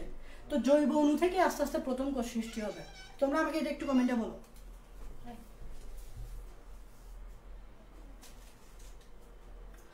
বুঝছি ভাইয়া, বুঝছি ভাই। আচ্ছা ধন্যবাদ, তোমরা তো বুঝছো, তোমরা ভালো ছেলে, ভালো। কিন্তু লাইভে একটু মানুষ কম, তোমরা একটু ফ্রেন্ডদেরকে মেনশন করো, লাইভটা শেয়ার করো, আমাদের মেসেঞ্জার গ্রুপগুলোতে শেয়ার করো, ঠিক আছে? তোমাদের তো সকালে তোমরা কলেজ থেকে, দুপুরে কলেজ থেকে আসো, টায়ার্ড হয়ে যাও, রাতেও তাই রাতে নিচ্ছি আর কি। তো রাতে যেহেতু না, তাহলে থাকার তো দরকার, 10টা রাত তো ঠিক আছে না, এই সময়টা থাকার কথা। তোমরা একটু বেশি বেশি ফ্রেন্ডদেরকে মেনশন করবা, ইয়া করবা, ঠিক আছে? তাহলে আমাদেরকে বলো তো আমরা কি পাইলাম বলো তো? আমরা জৈব অণু পাইলাম। কি পাইলাম? জৈব অণু। কি কি ভাইয়া? Amino acid. কোথায় পাইলাম? ওই যে সমুদ্রে পাইলাম। Amino acid, monosaccharide. এখানে একটা মজার ব্যাপার আছে, তোমরা লক্ষ্য করতেছো কিনা দেখো। মনোস্যাকারাইড মজার ব্যাপার আছে, ফ্যাটি অ্যাসিড, প্লাস গ্লিসারল। মজার ব্যাপারটা কি, তোমরা কি আসলে লক্ষ্য করতে পারছো কিনা আমি জানি না, ফ্যাটি অ্যাসিড, গ্লিসারল, নিউক্লিওটাইড এই সকল জৈব অণুগুলা পৃথিবীতে সব পাওয়া গেছিল উত্তাল সমুদ্রে, মানে উষ্ণ সমুদ্রে পাওয়া গেছিল, সৃষ্টি হয়েছিল। এখন একটু খেয়াল করে দেখো, এগুলো সবগুলো কিন্তু মনোমার। খেয়াল করে দেখছো এই জৈব অণুগুলা মনোমার। তোমরা মনোমার মানে বুঝো, মনোমার মানে একক, একটা একক যেটাকে আর ভাঙ্গা যায় না। মনোমার মানে এমন একটা একক যেটাকে আর ভাঙ্গা যায় না। যেমন মনোমার, পলিমার, কেমিস্ট্রিতে পড়ছো, মনোমার, পলিমার। ভালোভাবে খেয়াল করে দেখো, এগুলো সবগুলো মনোমার। মনোস্যাকারাইড কার্বোহাইড্রেটের মনোমার, অ্যামাইনো অ্যাসিড প্রোটিনের মনোমার, ফ্যাটি অ্যাসিড গ্লিসারল লিপিডের মনোমার, এবং নিউক্লিওটাইড নিউক্লিক অ্যাসিডের মনোমার। নিউক্লিওটাইড হচ্ছে নিউক্লিক অ্যাসিড মানে ডিএনএ আরএনএ মনোমার। তাহলে মনোমার সৃষ্টি হয়েছিল, কিন্তু মনোমার হিসেবে থাকলে হবে না, সেকেন্ডে গিয়ে এগুলাকে তোমার পলিমার হইতে হবে। তার মানে তারপর উত্তাল সমুদ্রে, উষ্ণ সমুদ্রে এগুলা পলিমারাইজেশন করছে। এগুলা কি করছে? পলিমারাইজেশন করছে। পলিমারাইজেশন মানে তো বুঝি এগুলো পলিমার হয়ে যাবে। যেমন অ্যামাইনো অ্যাসিড পলিমারাইজেশন ঘটলে এটা হয়ে যাবে প্রোটিন, তোমরা জানো সবাই। ফ্যাটি অ্যাসিড আর গ্লিসারল এগুলার পলিমারাইজেশন ঘটলে এগুলো হয়ে যাবে তোমার লিপিড, এগুলো তোমরা সবাই জানো। মনোস্যাকারাইডের পলিমার ঘটলে এগুলো হয়ে যাবে তোমার কমপ্লেক্স স্যাকারাইড, বা এটাকে আমরা বলি পলিস্যাকারাইড। এগুলোকে আমরা বলি পলিস্যাকারাইড। আর নিউক্লিওটাইড গুলো কি হবে বলো তো? নিউক্লিওটাইড হবে নিউক্লিক অ্যাসিড।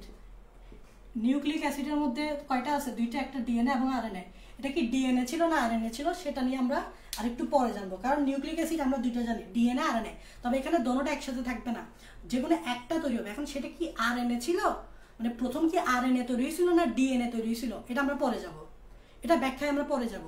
আরএনএ তৈরি হয়েছিল না ডিএনএ তৈরি হয়েছিল, এটা ব্যাখ্যা আমরা পরে যাব। এই ঘটনাগুলো ঘটবে, এই পলিমারাইজেশন ঘটবে। তার মানে এই যে সমুদ্রতে আমরা যে উত্তাল সমুদ্র বা উষ্ণ সমুদ্রে যে এই জিনিসগুলো পাইলাম, এগুলা মনোমার হবে। এগুলো কি অবস্থা থাকবে? পলিমারাইজেশন ঘটে পলিমার অবস্থা থাকবে, মানে প্রোটিন, লিপিড, পলিস্যাকারাইড। অনেক সময় দেখবা এই প্রোটিন, তখন এটাকে প্রোটিন বলে না, তখন এটাকে প্রোটিনয়েড বলতো। এখন তোমাদের মনে একটা প্রশ্ন থাকতে পারে, ভাইয়া প্রোটিন বললে কি সমস্যা হইতো, কেন আপনি প্রোটিনয়েড বলছেন? দেখবা প্রোটিনয়েড বলে, তখন ওগুলোকে প্রোটিন মনে রাখবা। যদি অ্যামাইনো অ্যাসিডগুলো প্রোটিনের মতো কোনো স্ট্রাকচার তৈরি করে অ্যাবায়োটিক্যালি মানে বুঝো, মানে জীবের ভিতরে না ঘটে, প্রোটিনটা যদি জীবের ভিতরে না হয়, জীবের বাইরে ঘটে, তাহলে এটাকে বলা হয় অ্যাবায়োটিক্যালি। একটা হচ্ছে বায়োটিক্যালি আর একটা হচ্ছে অ্যাবায়োটিক্যালি। অ্যাবায়োটিক্যালি মানে মানে না, বায়োটিক্যালি মানে জীবের ভিতর না। তো নর্মালি আমাদের প্রোটিন তোমরা জানো জীবের ভিতরে তৈরি হয়, জিন প্রোটিন তৈরি করে, আমাদের জীবের ভিতরে প্রোটিন তৈরি হয়। তো জীবের ভিতরে প্রোটিন তৈরি হলে এটাকে আমরা প্রোটিন নাম দিই, কারণ এটা জীবের ভিতরে।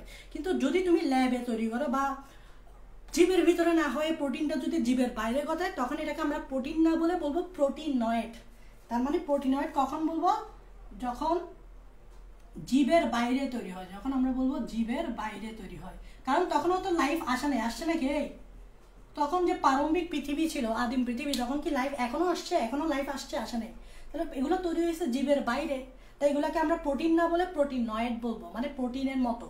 প্রোটিনয়েড মানে কি? প্রোটিনের মতো। আচ্ছা ভাইয়া, এতটুকু তো বুঝলাম, তারপরে কি হয়েছে? এখনো আমাদের লাইফ আসে নাই ভাইয়া, এখনো প্রথম কোষ পাই নাই। তারপর একটা মজার ব্যাপার ঘটছে, এই যে পলিমারাইজেশন আমরা পাইছি, এই যে জটিল জৈব যৌগগুলো পাইছি, জটিল মানে বুঝো, এই পলিমারাইজেশনের কারণে যে জৈব যৌগগুলো পাইছি এগুলোকে বলে জটিল জৈব যৌগ, মানে কমপ্লেক্স জৈব যৌগ। এই যে জটিল জৈব যৌগগুলো পাইছি, এইবার এই জটিল জৈব যৌগগুলা পরস্পর মিশ্রিত হওয়া শুরু করছে। কারণ এটা সমুদ্রে কিন্তু, তাই না? সমুদ্রে কিন্তু পরস্পর মিশ্রিত হওয়া শুরু করছে কি আকারে? ড্রপলেট আকারে।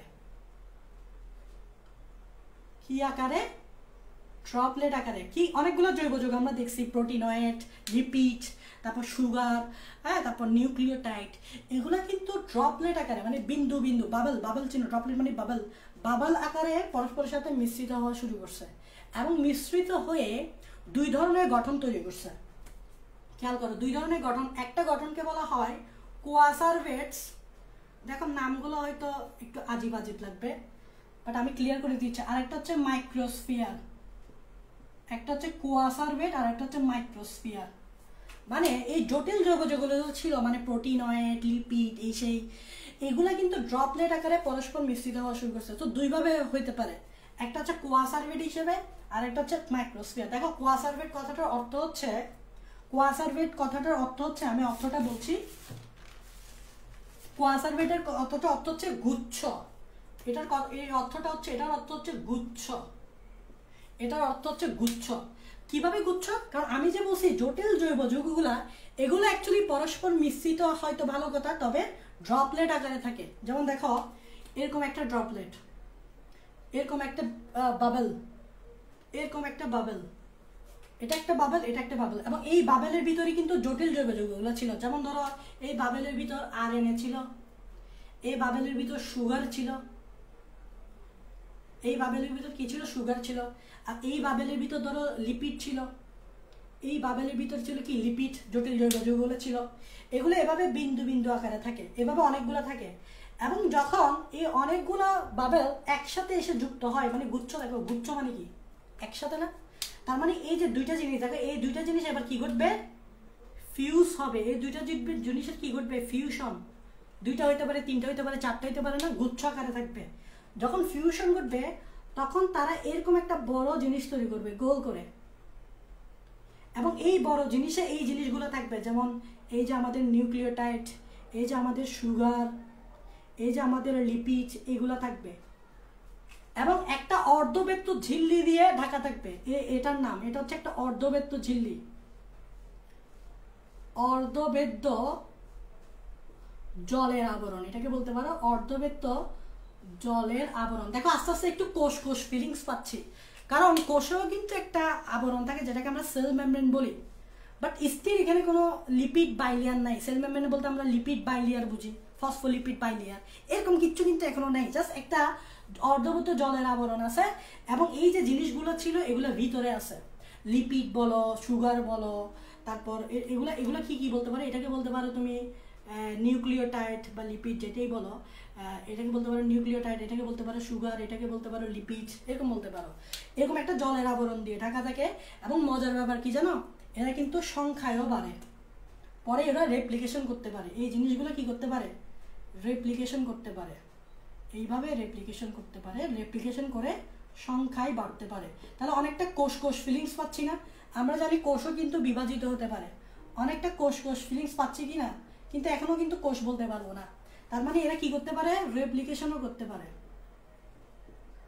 এই যে জিনিসটা, এই যে ক্লাস্টারগুলা, এই যে এই গুচ্ছগুলা যুক্ত হয়ে এই জিনিসটা তৈরি করছে, যেটা একটা অর্ধবৃত্ত জলের আবরণ দিয়ে ঢাকা, এই জিনিস ভিতরে উপাদানগুলো ঢাকা থাকে, এই জিনিসটাকে বলা হয় কোয়াসারভেট। তার মানে এইভাবে সমুদ্রে এরকম কোয়াসারভেট তৈরি হয়েছিল, যেটা এখনো সেল না, এটা এখনো সেল না, বাট বোঝা যাচ্ছে সেল আসতেছে, কারণ একটা জলের আবরণ থাকে। এটা কে বলছে এই কোয়াসারভেট যা হয়? এটা বলছে বিজ্ঞানী অপারিন। এটা অপারিনের মতে, অপারিন বলছে এরকম এরকম এরকম জিনিস থাকবে।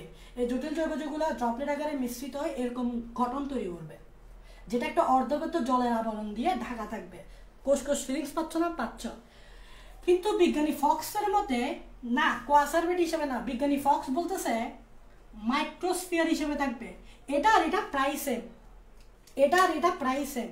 মানে এখানেও এরকম একটা লেয়ার থাকে, অর্ধবৃত্ত ঝিল্লি থাকে, এখানেও এরকম একটা অর্ধবৃত্ত ঝিল্লি থাকে, মানে সেম, একদম সেম অর্ধবৃত্ত আবরণ থাকে, এখানেও এরকম একটা অর্ধবৃত্ত আবরণ থাকে।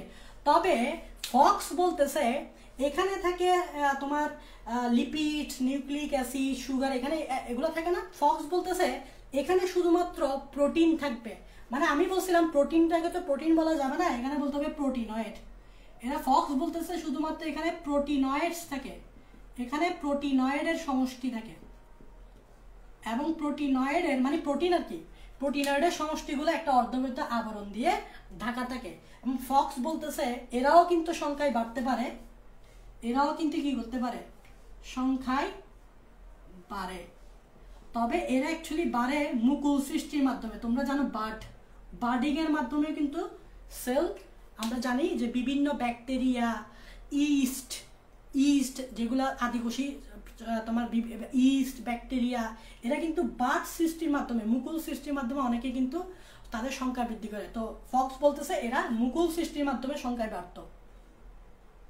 তো এরকম একটা কোষের মতো ফিলিংস পাচ্ছি, স্টিল এখনো কোষ না, কারণ এটা আপডেট হয়ে আরেকটা জিনিস তৈরি হবে। তাহলে এতটুকু আশা করি বুঝছো কোয়াসারভেট কি আর মাইক্রোস্ফিয়ার কি। হয় কোয়াসারভেট নাইলে মাইক্রোস্ফিয়ার। ফক্স বলতেছে মাইক্রোস্ফিয়ার আর কোয়াসারভেট বলতেছে অপারিং। এরকম একটা জিনিস তৈরি হবে। জটিল জৈব যৌগগুলো পরস্পর ড্রপলেট আকারে মিশ্রিত হবে। জটিল জৈব যৌগগুলো যখন পরস্পর ড্রপলেট আকারে থাকে, তো যখন ড্রপলেট আকারে মিশ্রিত হবে তখন এরকম জিনিস তৈরি করবে। হয় কোয়াসারভেট, যেখানে ভিতরে বিভিন্ন উপাদান থাকবে, ওই যে জৈব অণু থাকবে, আর এখানে থাকবে প্রোটিন জৈব অণু, এখানে থাকবে প্রোটিন জৈব অণু। এটাই হচ্ছে কথা। এখন এটার পরে ভাইয়া কি হিসেবে মজার ব্যাপার হচ্ছে, এইটার পরে আমরা যেটা পাবো, মানে এই যে কোয়াসারভেট বা এই যে মাইক্রোস্ফিয়ার, এই কোয়াসারভেট মাইক্রোস্ফিয়ারের পর আমরা পাবো প্রোটোসেল। দেখো এখন আস্তে আস্তে কোষের মতো ফিলিংস, বাট স্টিল এটা কোষ না। দেখো কেন কোষ না আমি বলতেছি। প্রোটোসেল বা প্রোটোবায়ন সৃষ্টি, প্রোটোসেল বা প্রোটোবায়ন সৃষ্টি, এটি স্টিল কোষ না। বিকজ সেল মানে সেল, প্রোটো মানে আগে, সেল মানে সেল। তাহলে প্রোটোসেল মানে হচ্ছে প্রথম কোষ সৃষ্টি হওয়ার আগের অবস্থা। তাহলে লিখো প্রোটোসেল মানে হচ্ছে স্টিল সেল না, মানে প্রথম সেল সৃষ্টি হওয়ার আগের অবস্থাকে আমরা বলি প্রোটোসেল। তো অনেকে প্রোটোসেলকে সেল মনে করবে, but still it's not a cell. এটা জাস্ট এরপরই সেল আসবে, প্রথম সেল আসবে, প্রথম সেল হওয়ার আগের অবস্থা। তো এটা জাস্ট কিছু না, এটা একটু খুব ইন্টারেস্টিং। দেখো সেটা হচ্ছে এটা অনেকটা সেলের মতো। কিরকম? এখানে এরকম দ্বিস্তরী ঝিল্লি থাকবে, বাট স্টিল এটাকে তুমি সেল বলতে পারবে না। এটাকে এরকম দ্বিস্তরী ঝিল্লি থাকবে। তাহলে এরকম দ্বিস্তরী ঝিল্লি থাকবে। এবং মজার ব্যাপার কি জানো, এই ঝিল্লিটা কিন্তু আমাদের আজকের যে ঝিল্লি আছে, যেরকম লিপিড বাইলিয়ার মেমব্রেন, এখানে কিন্তু এরকম লিপিড মেমব্রেন থাকে। এটা অ্যাকচুয়ালি লিপিড মেমব্রেন। তাহলে বোঝা যাচ্ছে আস্তে আস্তে সেল চলে আসতেছে, এরপরে সেল চলে আসবে। তার মানে ঝিল্লিটা কিন্তু লিপিড মেমব্রেন দিয়ে তৈরি ছিল প্রোটোসেলটা। এবং মজার ব্যাপার কি জানো, এই পর্যন্ত মনে রাখো সেল হইতে হলে কিন্তু ডিএনএ আরএনএ লাগে। তোমরা জানো আজকে যখন আমরা সেল পড়ি, একটা সেল কখনোই পরিপূর্ণ হবে না যদি তার বডিতে আরএনএ বা ডিএনএ না থাকে, যদি তার নিউক্লিয়াসে ডিএনএ বা আরএনএ না থাকে, বা ডিএনএ বা আরএনএ না থাকে। বিকজ ডিএনএ আরএনএ হচ্ছে বংশগতির একক, এটাই সব কিছু নিয়ন্ত্রণ করে। তাহলে ডিএনএ আরএনএ হচ্ছে মেজর ফ্যাক্টর। প্রশ্ন হচ্ছে ভাইয়া কোনটা আগে আসছে, ডিএনএ না আরএনএ? তো মনে রাখবা এখানে নিউক্লিক অ্যাসিড ছিল, সৃষ্টি হয়েছে এই যে নিউক্লিক অ্যাসিড, এবং এই যে নিউক্লিক অ্যাসিডটা, এই যে নিউক্লিক অ্যাসিড যেটা ছিল, এই নিউক্লিক অ্যাসিডটা ছিল আরএনএ। তার মানে তোমাকে যদি কেউ জিজ্ঞেস করে প্রথম সৃষ্ট কোষে ডিএনএ না ছিল না আরএনএ ছিল, ধরো এটা এমসিকিউতে আসছে, প্রথম সৃষ্ট কোষে ডিএনএ ছিল না আরএনএ ছিল, আনসার হবে আরএনএ। একদম চোখ বন্ধ করে আরএনএ বলে দিবা। আরএনএই প্রথম সৃষ্টি হয়েছে, তারপর আসছে ডিএনএ। তার মানে এখন একটা নিউক্লিক অ্যাসিডের দরকার ছিল। এখন তুমি যদি জিজ্ঞেস করো ভাই নিউক্লিক অ্যাসিড কিভাবে আসছে, এটা কেমনে আসছে, এটার আনসার তো আমি তোমাকে দিয়ে দিছি ইতিমধ্যে, কারণ আমরা এর আগে তৈরি করছিলাম নিউক্লিওটাইড। এটার আনসার তো আমরা ইতিমধ্যে তোমাদেরকে দিয়ে দিছি, সেটা হচ্ছে আমরা বলছিলাম নিউক্লিওটাইড। আর তোমরা জানো, বর্তমানে জানো অনেকগুলো নিউক্লিওটাইড মিলেই তৈরি হয় নিউক্লিক অ্যাসিড, মানে আরএনএ ডিএনএ। তাহলে নিউক্লিওটাইড যেহেতু তৈরি হয়েছে, আরএনএর সাথে কোনো ব্যাপারই না। নিউক্লিওটাইড যেহেতু সৃষ্টি হয়েছে, আরএনএর সাথে কোনো ব্যাপারই না। এই জন্য এবার প্রথম একটা নিউক্লিক অ্যাসিড চলে আসছে প্রোটোসেলে, যেটা হচ্ছে আরএনএ। এখন তুমি জিজ্ঞেস করতে পারো ভাইয়া ডিএনএ থাকলে সুবিধা কি হইতো, বা ডিএনএ থাকলে এটাই বা সমস্যা কি হইতো? সমস্যা হইতো, কারণ তোমরা জানো ডিএনএ কিন্তু প্রচুর মিউটেশন ঘটে। এই জন্য প্রচুর মিউটেশন ঘটার কারণে মিনিটে মিনিটে কিন্তু ভেরিয়েশন চেঞ্জ হয়ে যায়। তোমরা জানো আজকে যে করোনা ভাইরাস, হ্যাঁ, যে এর যে জেনেটিক যে এটা বারবার কিন্তু চেঞ্জ হয়, মিউটেশন ঘটে ডিএনএতে। এটা মিউটেশন ঘটার কারণে কিন্তু তার ভেরিয়েন্ট চেঞ্জ হচ্ছে। তো সর্বপ্রথম কোষে যদি ডিএনএ থাকতো, এই কোষটার স্থায়িত্ব অনেক কম হইতো, কারণ এই ঘটনাগুলো অনেক ধীরে ধীরে হয়েছে। 4.5 বিলিয়ন ঘটনার আগে, মানে এগুলো আস্তে আস্তে অনেক ধীরে ধীরে হয়েছে। ডিএনএ থাকলে তো মিনিটে মিনিটে চেঞ্জ হয়ে যেত। তা আরএনএ থাকাটা জরুরি। এখন আরএনএ থাকার সুবিধাটা কি? সেটা হচ্ছে প্রথম আরএনএ থাকাটা সুবিধা হচ্ছে এই আরএনএ নিজে নিজে রেপ্লিকেশন করতে পারে। আরএনএ নিজে রেপ্লিকেশন করতে পারে। আরএনএ নিজে নিজে রেপ্লিকেশন করতে পারে। আরএনএ নিজেই তার রেপ্লিকেশন করতে পারে। এখন রেপ্লিকেশন করাটা জরুরি কেন? কারণ তোমরা জানো আস্তে আস্তে জীবের সৃষ্টি হচ্ছে, তো জীবের সৃষ্টি হলে পুরো পৃথিবীতে জীবটা ভরে যেতে হবে, মানে পুরো পৃথিবীতে জীবের একটা বিচরণ করতে হবে, তাই আরএনএর সংখ্যা বাড়তে হবে। আরএনএর সংখ্যা বাড়তে হবে, সংখ্যা না বাড়লে তো নতুন নতুন আসবে না, সেল আসবে না। তাই আরএনএ একটা ক্ষমতা ছিল, সে নিজে নিজে রেপ্লিকেশন করতে পারত শুরুর দিকে। এই ঘটনাটা একজন প্রুফ করছে যে আরএনএও রেপ্লিকেশন করতে পারে, এটা প্রুফ করছে, এটা একজন প্রুফ করছে। সেটা হচ্ছে তোমার একজন না দুইজন, একজন হচ্ছে অল্টম্যান এবং আরেকজন হচ্ছে টম চেক। 1980 শুরুর দিকে তোমাদের বইয়ে আছে লেখাটা, তোমাদের বইয়ে তো অল্প লেখা আছে। 1980 শুরু দিকে অলম্যান এবং চেক এটা প্রুফ করছে যে আরএনএ যেটা আছে সেটা কিন্তু নিজে নিজে রেপ্লিকেশন করতে পারে, মানে রেপ্লিকেশন করতে পারে। গবেষণা সারে এটা প্রুফ করছে কে? অলম্যান এবং চেক। তাহলে এটা বোঝা গেছে যে শুরুর দিকে আরএনএ ছিল। তবে আরও সুবিধা ছিল, তো এই আরএনএ থাকার আরও সুবিধা ছিল যে আরএনএ থেকে কিন্তু আমরা প্রোটিন পাইতাম ইজিলি। আরএনএ থেকে ইজিলি প্রোটিন তৈরি করা যাইত। তোমরা বর্তমানে জানো আমাদের যে মেসেঞ্জার আরএনএ আছে, জিন থেকে মেসেঞ্জার আরএনএ তৈরি হয়, মেসেঞ্জার আরএনএ পরবর্তীতে রাইবোজোমে গিয়ে প্রোটিন তৈরি করতে সাহায্য করে। তো শুরুর দিকে যে আরএনএ ছিল ওই আরএনএগুলো নিজেই প্রোটিনের মতো ফোল্ড হয়ে যেত। ফোল্ড মানে বুঝো, আরএনএ একটা সুবিধা হচ্ছে আরএনএ এরকম প্যাঁচা যেতে পারতো, ফোল্ড হয়ে যেতে পারতো। তো আরএনএ এরকম ফোল্ড হয়ে প্রোটিন তৈরি করে ফেলতে পারতো, আরএনএ নিজেই প্রোটিন তৈরি করে ফেলতে পারতো এরকম ফোল্ড হয়ে। ঠিক আছে, আরেকটা সুবিধা, প্রোটিন তৈরি হওয়া তো দরকার, প্রোটিন না থাকলে কেন নাকি। আরেকটা কাজ হচ্ছে এটা এনজাইম হিসেবে কাজ করতো। আরএনএ কিন্তু এনজাইম হিসেবে বর্তমানে কিন্তু আমরা জানি আরএনএ কিন্তু এনজাইম হিসেবে কাজ করে। এনজাইমের কাজ তো জানো, এনজাইম হিসেবে কাজ করে। যেমন এরকম একটা এনজাইম হচ্ছে রাইবোজাইম এনজাইম, এরকম একটা এনজাইম হচ্ছে রাইবোজাইম এনজাইম। তাই আরএনএ থাকার একটা সুবিধা ছিল প্রথম দিকে।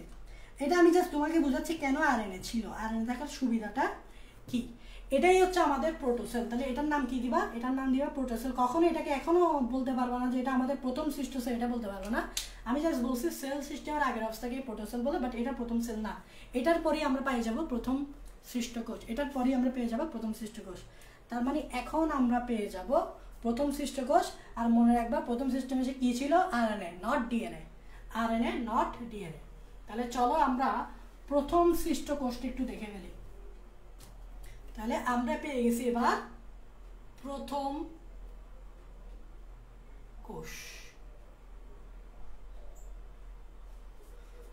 প্রথম কোষ এবং এই যে প্রথম কোষ, এই প্রথম কোষটা মনে রাখবা কি ছিল? এই প্রথম কোষটা ছিল ক্যামো হেটেরোট্রফিক। এগুলো মানে আমি বুঝাবো। ক্যামো হেটেরোট্রফিক, তারপর অবায়ুজীবী বা ইংরেজিতে বলে অ্যানারোবিক, বাংলাই বলি যাতে বাংলাটা অনেক ভালো বুঝবা। অবায়ুজীবী, অবায়ুজীবী, অবায়ুজীবী আদি কোষ। তার মানে প্রথম কোষ কখনোই প্রকৃত কোষ ছিল না, প্রথম কোষ ছিল আদি কোষ। প্রথম কোষ ছিল আদি কোষ। আদি কোষ তোমরা বর্তমানে কি জানো। এবং অবায়ুজীবী, অবায়ুজীবী কথাটা যেখানে শুনবো মনে রাখবা এরা অক্সিজেনের অনুপস্থিতিতে সার্ভাইভ করতে পারে। অবায়ুজীবী মানে অক্সিজেনের অনুপস্থিতিতে, অক্সিজেনের অনুপস্থিতিতে সার্ভাইভ করে, করতে পারে আর কি, করে মানে করতে পারে। এখন তুমি আমাকে বলতে পারো ভাইয়া যে অক্সিজেনের অনুপস্থিতি কেন সার্ভাইভ করতে পারে? কারণ এটা একটা আদিম পৃথিবীর কথা বলতেছি। প্রথম কোষ যখন সৃষ্টি ছিল স্টিল ওটা আদিম পৃথিবী এবং ওই সময় কোনো অক্সিজেন ছিল না। তো অক্সিজেন না থাকলে তো ওইটার অনুপস্থিতি তাকেই বাঁচতে হবে, না বাঁচলে শেষ, লাইফ আর আসবে না, লাইফ আর সামনে আগাবে না, তাকে বাঁচতেই হবে। এটা অক্সিজেনের অনুপস্থিতি, তখন তো অক্সিজেন ছিলই না। ঠিক আছে, তাই অবায়ুজীবী। আদি কোষ মানে তো বুঝো, এটা আমার বলার দরকার নেই। বিভিন্ন অঙ্গাণু ছিল না, স্টিল বিভিন্ন অঙ্গাণু ছিল না, খালি আরএনএ ছিল, খালি আরএনএ ছিল। স্টিল বিভিন্ন অঙ্গাণু আমরা তেমন পাই নাই, জাস্ট আরএনএটা পাইছি, আরও কিছু। এখন কেন হেটেরোট্রফিক কেন বললাম মনে রাখবা, হেটেরোট্রফিক কথাটা যেখানে শুনবা একটা হচ্ছে অটোট্রফিক, একটা হচ্ছে হেটেরোট্রফিক। হেটারোট্রফিক কথাটা তাদেরকে বলা হয় যারা নিজের খাবার নিজে তৈরি করতে পারে না। তার মানে এখানে লিখো তারা খাবার তৈরি করতে পারে না। হেটারোট্রফিক কারা? যারা খাবার তৈরি করতে পারে না। তাহলে প্রথম কোষ কখনোই খাবার তৈরি করতে পারবে না। কেন পারবে না ভাই? তার কি ক্লোরোফিল ছিল? ক্লোরোফিল থাকলে না আমি বলবো সে খাবার তৈরি করতে পারে। প্রথম কোষে কি ক্লোরোফিল থাকবে না? কারণ আমি বলছি এটা একটা আদি কোষ ছিল, একটা ব্যাকডেটের একটা কোষ ছিল, তাই তার খাবার তৈরি করার কোনো প্রশ্নই আসে না। এখন কেমো কথাটা বুঝতেছে, এটা হচ্ছে কেমিক্যাল। এখন কেমিক্যালটা কোন কেমিক্যাল? সেটা কি অজৈব যৌগ, সেটা জৈব যৌগ? তোমরা জানো প্রথম যে পরিবেশটা ছিল আদিম পরিবেশ, ওখানে প্রচুর জৈব যৌগ পাওয়া যেত, তাই এরা জৈব যৌগ শোষণ করত। এরা জৈব যৌগ কনজিউম করে, কনজিউম মানে ব্যবহার করে শক্তি পেত। তার মানে তাদের বেঁচে থাকার জন্য তো শক্তি লাগবে। শক্তিটা তারা কোত্থেকে পাবে? ওই যে পরিবেশে জৈব যৌগ ছিল, বললাম না জৈব অণু সৃষ্টি ছিল, ওই জৈব অণুগুলো তারা কনজিউম করে ওখান থেকে তারা এনার্জি পাইতো। আর হেটারোট্রফিক কেন? কারণ তারা নিজের খাবার নিজে তৈরি করতে পারতো না। দেখো লজিক আছে, আমি বারবার বলি বায়োলজিতে লজিক আছে। তুমি যদি লজিক ইউজ না করে পড়তে পারো, তোমার শব্দগুলো তোমার থেকে বিরক্তিকর লাগবে। এখানে হচ্ছে লজিক। এবং জেনেটিক ম্যাটেরিয়াল হিসেবে কি ছিল প্রথম কোষে? জেনেটিক ম্যাটেরিয়াল হিসেবে কি ছিল? RNA, not DNA. তোমাকে যদি এমসিকিউতে জিজ্ঞেস করে প্রথম কোষে নিচের কোনটা ছিল, অবশ্যই আরএনএ। প্রথম কোষে নিচের কোনটা ছিল? অবশ্যই আরএনএ। এবং মনে রাখবা সেল মেমব্রেন ছিল। সেল মেমব্রেন অবশ্যই থাকবে, এটা তো আমরা জানি। সেল মেমব্রেনটা অবশ্যই কি ছিল? দ্বিস্তরী জেলি, মানে ফসফোলিপিড বাইলেয়ার। কি ছিল? ফসফোলিপিড বাইলেয়ার, বর্তমানে আমরা যেটা বলি আর কি। এগুলো তো আমি সামনেই পড়াবো। এটাই ছিল আমাদের প্রথম কোষ। তাহলে প্রথম কোষ সৃষ্টি হয়ে গেছে। অনেক কাহিনী করে বসি, কারণ লাইফটা আমি যত সহজে বলে গেছি, লাইফ তত সহজে আসে নাই। এগুলো অনেকটা ধীরে ধীরে আসছে। এই জিনিসগুলো আমি যত ইজিলি বলে ফেলছি, লাইফ তত ইজিলি ঘটে নাই। লাইফ ঘটাটা অনেক স্লো একটা প্রসেস ছিল, অনেক স্লো। তুমি কল্পনা করতে পারবে না, বিলিয়ন বিলিয়ন বছর লাগছে, বিলিয়ন বিলিয়ন, 1 বিলিয়ন 2 বিলিয়ন বছর লাগছে। অনেক স্লো একটা প্রসেস ছিল। এভাবেই প্রথম কোষ সৃষ্টি হয়ে গেছে। তার মানে আমরা বলতে পারি আমরা কিন্তু সরাসরি অজৈব যৌগ থেকে আসি নাই। আমরা এই প্রথম একটা জীবিত জীবনের একটা উৎপত্তি হয়েছিল পৃথিবীতে। ওই জীবন মানে প্রথম কোষ থেকে আমরা আসছি। আমরা সরাসরি কিন্তু বলবো না যে আমরা অজৈব যৌগ থেকে আসছি, এরকম আমরা বলবো না। আমরা বলবো পৃথিবীর একটা জীবন তৈরি হয়েছিল, মানে প্রথম কোষ, ওখান থেকে আমরা আসছি। এখন এভাবে আরো সামনের দিকে যাব, প্রথম কোষ থেকে আস্তে আস্তে আসবে। যেমন আমি যদি আরো সামনে বলি, কি হবে? আমি যদি আরো সামনে বলি, প্রথম কোষ থেকে আস্তে আস্তে তোমার বিভিন্ন জীব আসবে, কারণ এগুলো আস্তে আস্তে ডাঙায় ওঠা শুরু করলো, তারপর আস্তে আস্তে পানিতে যাচ্ছে, ডাঙায় যাচ্ছে, এভাবে পৃথিবী চারদিকে ছড়াই পড়তেছে। তো আস্তে আস্তে এখান থেকে আমরা পাচ্ছি পরজীবী পাচ্ছি। তারপর আমরা এখানে আস্তে আস্তে পাচ্ছি মৃতজীবী। আমরা এখান থেকে আস্তে আস্তে পাচ্ছি মৃতজীবী, পরভোজী পাচ্ছি, তারপর পাচ্ছি ক্যামো অটোট্রফ। এই কথাটার মানে কি? পরজীবী, মৃতজীবী, পরভোজী এগুলো তো বুঝো, বাট ক্যামো অটোট্রফ মানে এটা বুঝো না। মনে রাখবো অটোট্রফ মানে কি? হেটারোট্রফ মানে নিজের খাবার নিজে তৈরি করতে পারে না, অটোট্রফ খাবার তৈরি করতে পারে। তার মানে এখন যে একটু আপডেট হয়েছে এটা আমরা বুঝতেই পারছি, কারণ প্রথম কোষ যেটা ছিল সে খাবার তৈরি করতে পারতো না। আস্তে আস্তে আপডেট হয়ে এবার খাবার তৈরি করতে পারে। কিভাবে? সেটা হচ্ছে ক্যামো মানে কেমিক্যাল বলতে ওই যে কেমিক্যাল ছিল। আগে তো এই প্রথম কোষ জৈব যৌগ কনজিউম করতো, কারণ এরা খাবার তৈরি করতে পারতো না। পরিবেশে জৈব যৌগ ছিল, পরিবেশ থেকে জৈব যৌগগুলো কনজিউম করে তারা শক্তি পাইতো। এখন এর তো একটু উন্নত হয়েছে, তাই এর খাবার তৈরি করতে পারতো। কিভাবে? সে পরিবেশ থেকে অজৈব যৌগ কালেক্ট করতো। তারা কি কালেক্ট করতো? অজৈব যৌগগুলো কালেক্ট করে এই জৈব যৌগগুলো তৈরি করতো। খাবার কিন্তু জৈব, খেয়াল করবে, খাবার তো নিজের শরীরেই তৈরি হবে। এই খাবারগুলো নিজের শরীরেই তৈরি হবে। এই খাবারগুলো নিজের, এটা তো জৈব, খাবারগুলো নিজের শরীরেই তৈরি করতে, মানে অনেকটা আজকের আমাদের উদ্ভিদ যেরকম নিজের খাবার নিজের মানে গ্লুকোজ তৈরি করতে পারে, তেমনি তারাও পারে। এবং তার মানে তারা অজৈব যৌগগুলো ইউজ করতো, মানে কার্বন ডাইঅক্সাইড, সালফার, তারপর নাইট্রোজেন এগুলো ইউজ করতে পারো। ধরো কি ইউজ করতো, কার্বন ডাইঅক্সাইড, সালফার, নাইট্রোজেন এগুলো ইউজ করতো।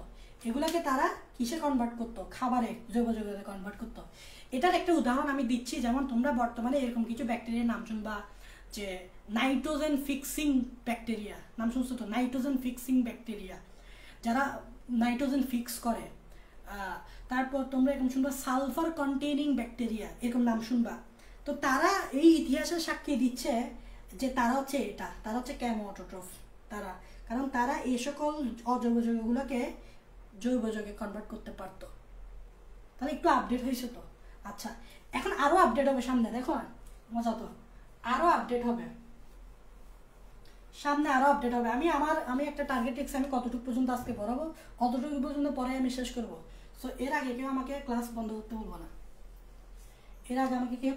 করতে বলবো না, ঠিক আছে? আচ্ছা, এখন দেখো আমরা কতটুকু পাইছি বলো তো, ওই কেমোঅটোট্রফ পাইছি যারা নিজের খাবার তৈরি করতে পারবে, তবে অজৈব যৌগ। এখন আরেকটু আপডেট হবে। কিভাবে আপডেট হবে সেটা হচ্ছে, এইবার আমরা যেটা পাবো সেটা হচ্ছে ফটোঅটোট্রফ। ভাইয়া ফটোঅটোট্রফ মানে কি বুঝলাম না। আচ্ছা, না বুঝলাম নাই, বুঝাচ্ছি। আর এদিকে লিখবো অবায়ুজীবী।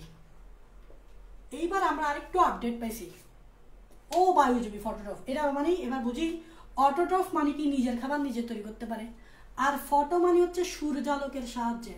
তার মানে এই প্রথম কোন প্রাণী সূর্যালোকের উপস্থিতিতে অনেকটা উদ্ভিদের মতো নিজের খাবার নিজে তৈরি করতে পারছে।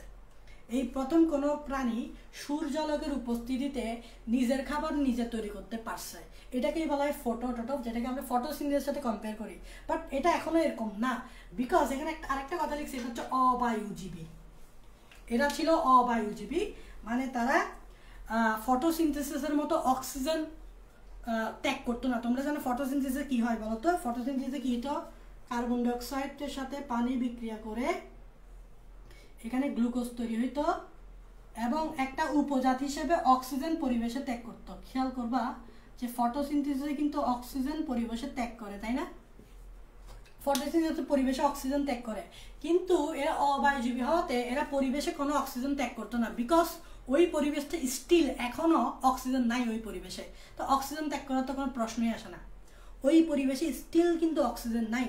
তারা ধরো এখান থেকে সালফার ত্যাগ করতো, অক্সিজেনের পরিবর্তে তারা সালফার ত্যাগ করতো, তারা ধরো নাইট্রোজেন ত্যাগ করতো, এগুলো ত্যাগ করতো, কারণ পরিবেশটা তো অক্সিজেন ছিল না। অক্সিজেন ত্যাগ করার কোনো প্রশ্নই নেই, স্টিল পরিবেশে তেমন অক্সিজেন নাই। তো আশা করি বুঝতে পারছো অবায়ুজীবী কেন বলা হচ্ছে। তার মানে বোঝা গেছে এই প্রথম আমরা ক্লোরোফিল পাচ্ছি, খাচ্ছি, কারণ এই ক্লোরোফিল থাকার কারণে সূর্যালোকটা ইউজ করতে পারতেছে। কারণ ক্লোরোফিলের কাজ হচ্ছে সূর্যালোক শোষণ করা, ওই সূর্যালোকের সাথে নিজের খাবার নিজে তৈরি করতে হবে। তার মানে এই প্রথম আমরা একটা কোষে ক্লোরোফিলের উপস্থিতিতেই পাইছি। আস্তে আস্তে কোষ আপডেট হচ্ছে। তারপর এই অবায়ুজীবীর পর এখন পাবো আমরা বায়ুজীবী। এবার আমরা পাবো বায়ুজীবী ফটোঅটোট্রফ। এইবার বুঝতে পারতেছো ঘটনাটা কি? সেটা মানে হচ্ছে আবার নিজের খাবার নিজে তৈরি করতে পারবে এবং সূর্যালোকের সাহায্যে। বায়ুজীবী মানে হচ্ছে এরা এবার পরিবেশে অক্সিজেন ত্যাগ করবে, ভাই এরা পরিবেশে অক্সিজেন ত্যাগ করে ফেলবে। এইবার আস্তে আস্তে পরিবেশটা অক্সিজেনে ভরপুর হচ্ছে, আস্তে আস্তে আমাদের পৃথিবী অক্সিজেন দ্বারা পরিপূর্ণ হচ্ছে, শুরু হয়েছে যে পরিবেশে তারা অক্সিজেন ত্যাগ করা শুরু করলো। এই আগ পর্যন্ত অক্সিজেন আমরা দেখা ছিল না, অক্সিজেন খুব কমই ছিল। এই প্রথম আমরা জীব পাইলাম যেটা পরিবেশে অক্সিজেন ত্যাগ করতেছে, এবং অক্সিজেন ত্যাগ করার কারণে আমরা বলতে পারবো পৃথিবী আস্তে আস্তে অক্সিজেনে পরিপূর্ণ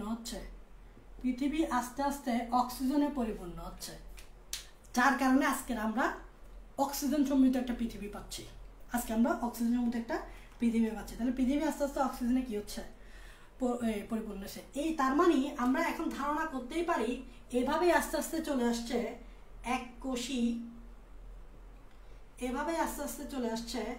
এককোষী প্রকৃত কোষ। তোমরা জানো প্রকৃত কোষ মানে কি? দেখো ক্লোরোফিল চলে আসছে, তোমরা জানো প্রকৃত কোষে ক্লোরোফিল থাকে, যেটা আদি কোষে থাকে না। তার মানে ক্লোরোফিল চলে আসছে, তারপর সামনে মাইটোকন্ড্রিয়া চলে আসতেছে, কারণ অক্সিজেন চলে আসতেছে পৃথিবীতে। অক্সিজেন থাকার কারণে তোমরা জানো শ্বসনের জন্য মাইটোকন্ড্রিয়া অক্সিজেন ইউজ করে, তার মানে আস্তে আস্তে মাইটোকন্ড্রিয়া চলে আসতেছে। তার মানে ক্লোরোফিল মাইটোকন্ড্রিয়া এগুলো চলে আসা মানে কি আস্তে আস্তে আদিকোষটা আর আদিকোষ নাই, এখন হয়ে গেছে প্রকৃত কোষ, বাট স্টিল এক কোষই প্রকৃত কোষ হয়ে গেছে। এই জিনিসটা আমি একটু জুম করে তোমাদেরকে ব্যাখ্যা করতে পারি যে কিভাবে আসলে এক কোষই প্রকৃত কোষটা চলে আসছে। ওই যে বললাম ক্লোরোফিল চলে আসছে, তোমরা জানো প্রকৃত কোষে ক্লোরোফিল মাইটোকন্ড্রিয়া এইসব জিনিস থাকে, তো এগুলো থাকার কারণে আস্তে আস্তে এক কোষে প্রকৃত কোষ হয়ে গেছে। যেমন আমি জিনিসটা একটু তোমাদের বইয়ে যেরকম এক্সপ্লেইন করছে আমি এটা একটু এক্সপ্লেইন করতে পারি, তোমাদের বইয়ে যেরকম এক্সপ্লেইন করছে। যেমন দেখো এই যে আদিকোষ যেটা ছিল, এই আদিকোষ যেটা ছিল ওখানে ছিল তোমার আরএনএ, কিন্তু তোমরা জানো যে যেহেতু জীব চেঞ্জ হচ্ছে, জীবের মধ্যে একটা ভেরিয়েশন, তোমরা দেখো সর্বপ্রথম প্রথম কোষে ছিল আরএনএ, প্রথম কোষে কি ছিল আরএনএ, কিন্তু তোমরা জানো প্রথম কোষ থেকে আস্তে আস্তে আমরা পাইছি ক্যামো অটোট্রফ, তারপর ক্যামো অটোট্রফ, তারপর ফটোট্রফ, তারপর পাইছি বায়ুজীবী ফটোট্রফ, অবায়ুজীবী ফটোট্রফ। তাহলে জীবের একটা ভেরিয়েশন আসতেছে না? আর বলো জীবের মধ্যে ভেরিয়েশনের জন্য দায়ী কে? আরএনএ না ডিএনএ। তার মানে আস্তে আস্তে আরএনএ চেঞ্জ হয়ে কি চলে আসতেছে? ডিএনএ চলে আসতেছে, বিকজ ভ্যারিয়েশন একমাত্র ডিএনএ দ্বারাই পসিবল, বিকজ ডিএনএতে প্রচুর মিউটেশন ঘটে। ডিএনএ থাকার কারণে জীবের মধ্যে বৈচিত্র্যতা সৃষ্টি হয়েছে। তার মানে এই যে আরএনএ, এখন আর আরএনএ যেটা প্রথম কোষে ছিল, আস্তে আস্তে জীব আপডেট হওয়ার সাথে সাথে এই নিউক্লিক অ্যাসিড হিসেবে বংশগতি হিসেবে আর আরএনএ থাকে না, এখন থাকে এরকম পেঁচানো ডিএনএ, বা আমরা এরকম বলতে পারি ডিএনএ ডাবল হেলিক্স থেকে এখন থাকে এরকম ডিএনএ। তার মানে আদি কোষে আস্তে আস্তে কি চলে আসছে? ডিএনএ চলে আসছে। তারপর এখান থেকে আস্তে আস্তে ডিএনএ কে ঘিরে কি চলে আসছে? নিউক্লিয়াস চলে আসছে। দেখো ডিএনএ কে ঘিরে নিউক্লিয়াস চলে আসছে। তারপর আমি তোমাকে কি বললাম যে তোমার কিছু ব্যাকটেরিয়া চলে আসতেছে, যেমন এখান থেকে একটা ব্যাকটেরিয়া আসছে, আমরা বললাম না একটা হচ্ছে বায়োবিও ব্যাকটেরিয়া। তো বলা হচ্ছে এই বায়োবিও ব্যাকটেরিয়াটা এই কোষের ভিতর ঢুকে গেছে, এই কোষের ভিতর বায়োবিও ব্যাকটেরিয়াটা ঢুকে গেছে, এবং ঢুকে এটা মাইটোকন্ড্রিয়ায় কনভার্ট হয়েছে। বায়োবিও ব্যাকটেরিয়াটা এখানে কোষের ভিতর ঢুকে মাইটোকন্ড্রিয়া কনভার্ট হয়ে গেছে। বায়োবিও কেন বলতেছে? কারণ অক্সিজেন ইউজ করতে পারে, বিকজ তোমরা জানো যে মাইটোকন্ড্রিয়া তার কাজ করার জন্য তার অক্সিজেন লাগবে, ঠিক আছে, শ্বসনের জন্য তো বুঝো যে মাইটোকন্ড্রিয়া। আচ্ছা, তারপর তার মানে আস্তে আস্তে প্রকৃত কোষ আসতেছে, তাই না? তারপর এখান থেকে আমরা পাচ্ছি তোমার একটা ফটোসিনথেটিক ব্যাকটেরিয়া চলে আসছে, এরকম একটা ক্লোরোফিল যুক্ত ফটোসিনথেটিক ব্যাকটেরিয়া চলে আসতেছে। ফটোসিনথেটিক ব্যাকটেরিয়া মানে যেটা ফটোসিনথেসিস করতে পারে। তো ফটোসিনথেটিক ব্যাকটেরিয়া ভাবে চলে আসার কারণে মাইটোকন্ড্রিয়া তো অলরেডি আছে, এখানে এবার ক্লোরোফিল চলে আসছে, আর স্টিল তো এখানে নিউক্লিয়াস আছে। তার মানে এভাবে আমরা পেয়ে গেছি এককোষী প্রকৃত কোষ। এভাবে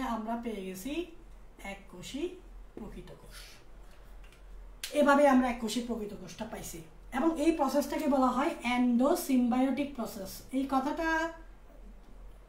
অনেকে মুখস্থ করে যে অ্যাম্বোসিম্বায়োটিক মানে কি, এই জিনিসটাকে বলে অ্যাম্বোসিম্বায়োটিক। এটা একদম সোজা। সিম্বায়োটিক কথা, সিম মানে একসাথে, বায়োটিক মানে বসবাস বা জীবের মধ্যে বসবাস। তার মানে এই সিম্বায়োটিক কথাটা মানে সিম মানে একসাথে, বায়োটিক মানে হচ্ছে জীবের মধ্যে বসবাস। তার মানে এটা মানে বোঝাচ্ছে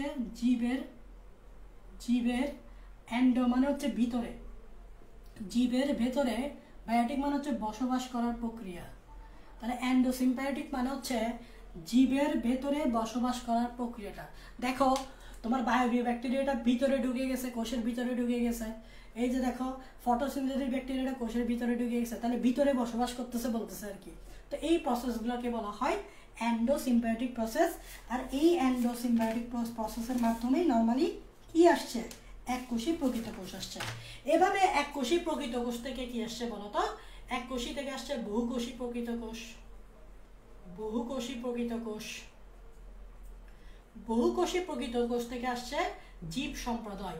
এভাবেই আমাদের জীবের উৎপত্তি। দেখো বহুত কাহিনী করছি, কাহিনী না করলেও মনে হয় পারতাম, কি বলো? এত কাহিনী মনে হয় না করলেও পারতাম, বাট আমার মনে হয় তোমাদের জীবনের উৎপত্তিটা জানা দরকার, বিকজ বায়োলজি মিনস জীবন।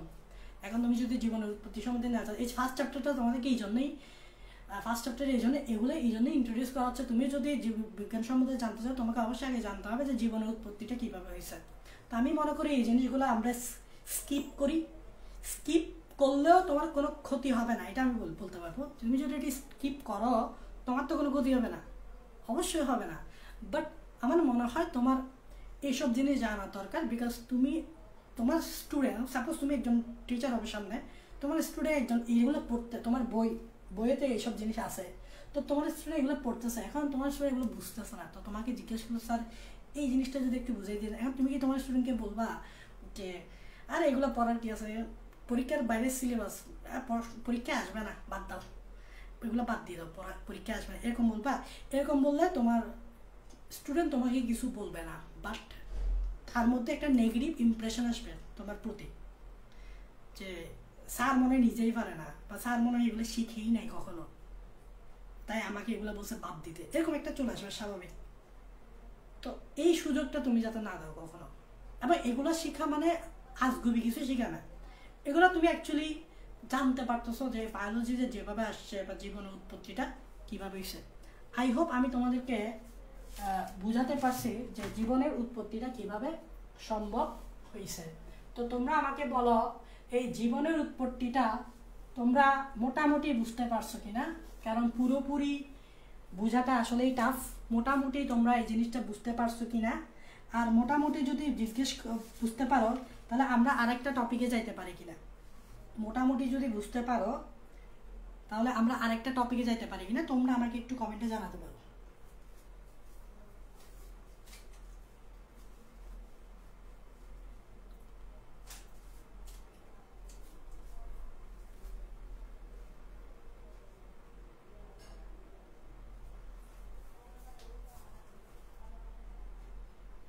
বুঝছি ভাইয়া।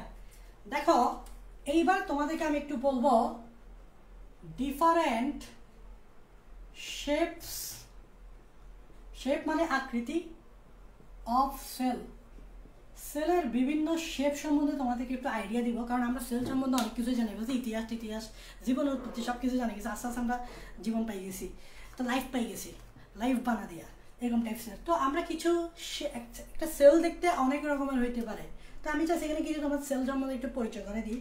কিছু সেল দেখতে দেখবা এরকম অ্যামিবার মতো, কিছু সেল দেখতে প্রাণীর কিছু সেল দেখতে এরকম অ্যামিবার মতো, ভিতরে একটা নিউক্লিয়াস, এরকম অ্যামিবার মতো সেলগুলোকে আমরা আমাদের ক্ষেত্রে আমাদের রক্তকোষে এরকম একটা সেল থাকে যেটাকে আমরা বলি ডাব্লিউবিসি বা শ্বেত রক্তকণিকা।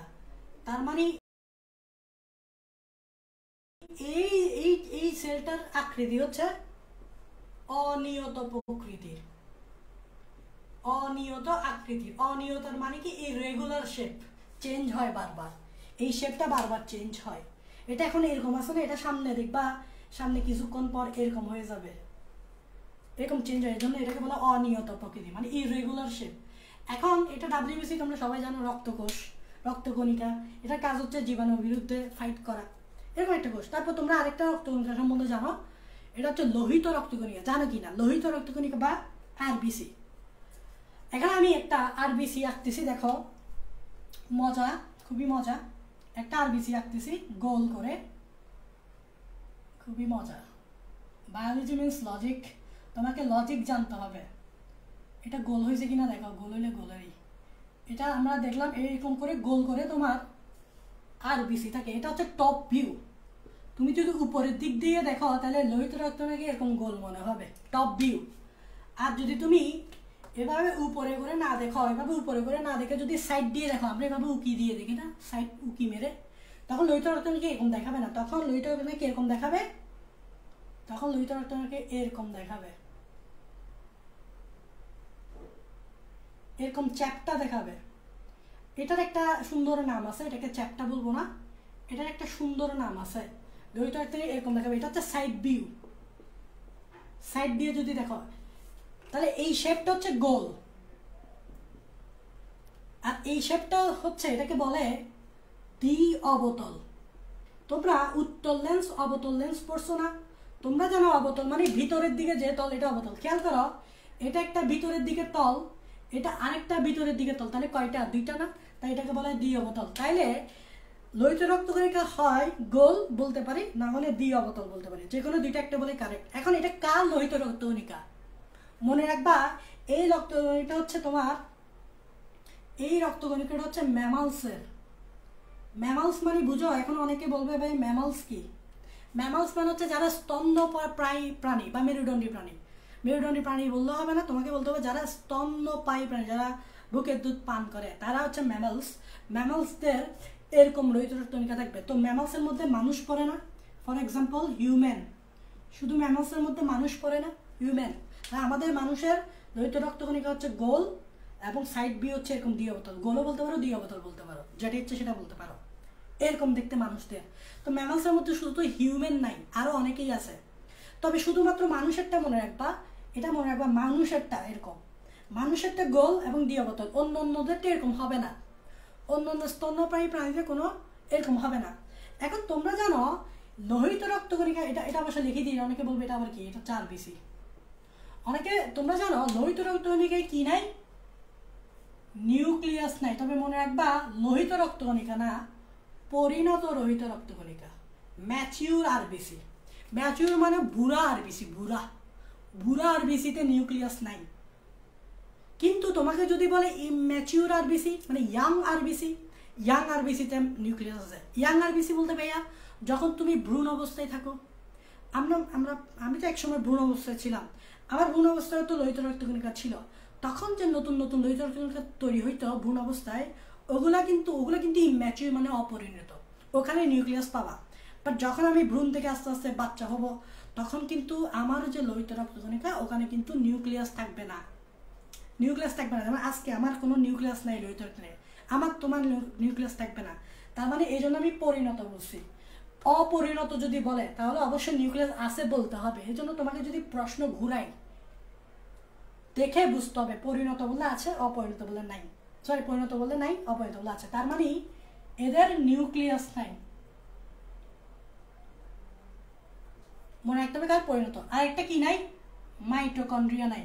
আমি বলছি বায়োলজি মানে লজিক, এখানে লজিক দিব কেন নাই, এখানে লজিক দিব কেন নাই। শুধু কি নিউক্লিয়াস নাই, মাইটোকন্ড্রিয়া, আরো অনেকগুলো নাই, বিভিন্ন অঙ্গাণু নেই। লোহিত রক্তকণিকা নিউক্লিয়াস টিউক্লিয়াস কিচ্ছু রাখে না। কেন রাখে না এটার লজিক আছে।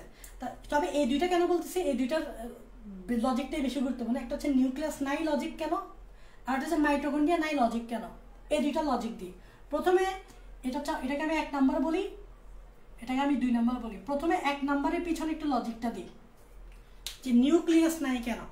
তোমরা জানো আরবিসির একটা ফাংশন হচ্ছে, কাজ হচ্ছে, দেখো কিছু শিখতে হবে, তোমাকে অনেক কিছু জানতে হবে, লজিক জানতে হবে বায়োলজি। এই জন্য তুমি একটু থাকো। হ্যাঁ, তোমার যদি মনে হয় তুমি মুখস্থ করে করে চলে যাবা, মনে করবা যে মুখস্থ করে পার পেয়ে যাবো, এটা একটা ভুল ধারণা। তুমি মুখস্থ করে কখনো কোথাও চান্স পাবে না, মুখস্থ করে পসিবল না, জীবনে পসিবল না। যার বেসিক নেই সে জীবনে মুখস্থ করে চান্স পাবে না। যার বেসিক আছে তার মুখস্থ করতেও খুব কম সময় লাগবে, তার মনেও থাকবে বেশি। সো নিউক্লিয়াস নাই কেন? তোমরা জানো লোহিত রক্তকণিকার কাজ কি? অক্সিজেন ক্যারি করা। আমরা জানি লোহিত রক্তকণিকাতে হিমোগ্লোবিন আছে। হিমোগ্লোবিন অক্সিজেনের সাথে যুক্ত হয়ে অক্সিহিমোগ্লোবিন রূপে পুরো রক্তে অক্সিজেন প্রবাহিত করে, এবং ওই অক্সিজেনগুলো ফাইনালি কোষে প্রবেশ করে দেয়। কারণ কোষের দরকার অক্সিজেন, কারণ কোষে আছে খাবার বসে আছে, কখন অক্সিজেন আসবে? খাবার বসে আছে কোষে, খাবার বসে আছে, কখন অক্সিজেন আসবে? আমাকে এসে অক্সিডাইজ করবে, এখান থেকে এটিপি পাবো, শ্বসন করবে, এটিপি পাবো, এটিপি। তো কোষে অক্সিজেন আনবে কে? আরবিসি। তাহলে আরবিসি মেইন কাজ হচ্ছে বেশি বেশি অক্সিজেন ক্যারি করা। এখন যেহেতু নিউক্লিয়াস নাই, খেয়াল করো, যেহেতু নিউক্লিয়াস নাই তাহলে এখানে প্রচুর স্পেস আছে না। যেহেতু দেখো এখানে আমি যদি একটা নিউক্লিয়াস এঁকে দিতাম তাহলে অর্ধেক জায়গায় খাই ফেলছে। নিউক্লিয়াসটা একটু বড় হয়, অর্ধেক জায়গায় খাই ফেলতো। যেহেতু নিউক্লিয়াস নেই, প্রচুর স্পেস আছে। তো এই স্পেস থাকায় তোমরা জানো আরবিসিতে কি থাকে? হিমোগ্লোবিন থাকে। তার মানে মোর অ্যান্ড মোর হিমোগ্লোবিন থাকতে পারে নিউক্লিয়াস না থাকার কারণে। মানে এখানে অনেক স্পেস থাকে, ফলে প্লাস হিমোগ্লোবিন যত বেশি থাকবে অক্সিজেনও তত বেশি ক্যারি করবে, বিকজ হিমোগ্লোবিনটাই অক্সিজেনের সাথে যুক্ত হয়। That means plus more and more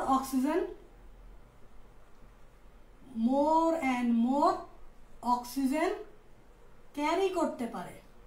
একটু বাংলিশ মিলে লিখতেছি, হ্যাঁ, কারণ অনেক সময় কিছু জিনিসের বাংলাটা বলতে গেলে একটু সময় লাগে। তো মোর অ্যান্ড মোর হিমোগ্লোবিন থাকতে পারে স্পেস থাকার কারণে, প্লাস হিমোগ্লোবিন থাকা মানে এখানে বেশি বেশি অক্সিজেনও থাকতে পারবে, বিকজ হিমোগ্লোবিনের সাথে অক্সিজেন যুক্ত হয়। তাহলে মোর অ্যান্ড মোর অক্সিজেন কী করতে পারে, ক্যারি করতে পারে, এটা একটা সুবিধা। এবার আসো মাইটোকন্ড্রিয়া না থাকার সুবিধা কি, 2 নম্বরের লজিক দিই। আমি এটা একটু মুছে দিই, হ্যাঁ, তোমরা এগুলো তো নোট করবা। 2 নম্বরের লজিক এদিকে দিই, তোমরা এদিকে লিখো, হ্যাঁ। 2 নম্বর লজিকগুলো আমি আবার মুছে দিব, তোমরা লিখো একটু, বা পরে এসে লিখবা আর কি, ভিডিওতে আবার দেখবা, ইউটিউবে দিয়ে দিব, ইউটিউব থেকে দেখে দেখে করবা। 2 নম্বরের লজিক হচ্ছে ভাই মাইটোকন্ড্রিয়া নাই কেন। মাইটোকন্ড্রিয়া না থাকার একটা লজিক হচ্ছে, তুমি এবার চিন্তা করো, তুমি আর বেশি বেশি বেশি অক্সিজেন নিয়ে ফেললা। এখন মাইটোকন্ড্রিয়া যদি থাকে, মাইটোকন্ড্রিয়া একটা কাজ হচ্ছে অক্সিজেন যেগুলো নিবা, মাইটোকন্ড্রিয়া কি করবে, ওই অক্সিজেনগুলোকে ইউজ করে এটিপি তৈরি করে ফেলবে। তোমরা জানো শ্বসন প্রক্রিয়ায় কি হয়, শ্বসনে কি হয়, গ্লুকোজ অক্সিজেনের সাথে বিক্রিয়া করে তোমার কার্বন ডাই অক্সাইড, পানি এবং এটিপি তৈরি করে ফেলে। এটিপি শক্তি তৈরি করে ফেলে। তার মানে শক্তি তৈরি করার জন্য কি লাগবে, অক্সিজেন। এখন এই কাজটা কে করে, মাইটোকন্ড্রিয়া। এখন মাইটোকন্ড্রিয়া শক্তি তৈরি করে ঘর বলা হয় মাইটোকন্ড্রিয়াকে। মাইটোকন্ড্রিয়া কিন্তু শক্তিগুলো তৈরি করে, বেশিরভাগ মাইটোকন্ড্রিয়া কিন্তু শক্তিগুলো তৈরি করে, মানে এখানেই রেসপিরেশনটা ঘটে। তো মাইটোকন্ড্রিয়া যদি থাকতো, এই অক্সিজেনগুলো সে ইউজ করে ফেলতো না। মাইটোকন্ড্রিয়া কি করতো, এই অক্সিজেনগুলোকে ভিতরে আনি, মানে অক্সিজেনগুলোকে সে ইউজ করে কি তৈরি করে বলতে এটিপি। তাহলে লাভটা কি হইলো, অক্সিজেন যা আর বেশির ভিতর ঢুকতেছে, মাইটোকন্ড্রিয়া অক্সিজেনগুলোকে ইউজ করে শক্তি তৈরি করে ফেলতেছে। তাহলে আমার তো উদ্দেশ্যটা সফল হচ্ছে না, বিকজ আমি অক্সিজেনগুলোকে ঢুকাচ্ছি কি জন্য, যাতে আমার কোষে গিয়ে অক্সিজেনগুলো পৌঁছাইতে পারে। এখন মাইটোকন্ড্রিয়া থাকলে কি হইতো, অক্সিজেনগুলোকে সে পুরাই শক্তি তৈরি করে ফেলতো। লাভটা কি হইতো বলতো, অক্সিজেনগুলো আর থাকতো না। এই জন্য মাইটোকন্ড্রিয়া নাই, যার কারণে অক্সিজেনগুলো আর ইউজ হচ্ছে না, মানে আর এটিপি তৈরি হচ্ছে না। তাহলে লজিকটা বুঝছো কেন মাইটোকন্ড্রিয়া নাই। তার মানে এখানে আমি একটু লিখে দিচ্ছি লজিকটা, আমি জাস্ট প্রথমে বুঝাইছি, তারপরে এবার লিখে দিচ্ছি। সেটা হচ্ছে এখানে লিখো যে যা অক্সিজেন ক্যারি করে, মাইটোকন্ড্রিয়া না থাকার কারণে 2 নম্বর লজিক, যা অক্সিজেন ক্যারি করে, যা অক্সিজেন বহন করে, তা শ্বসন প্রক্রিয়ায় ইউজ হয়ে যাচ্ছে না, তা ইউজ হয়ে যাচ্ছে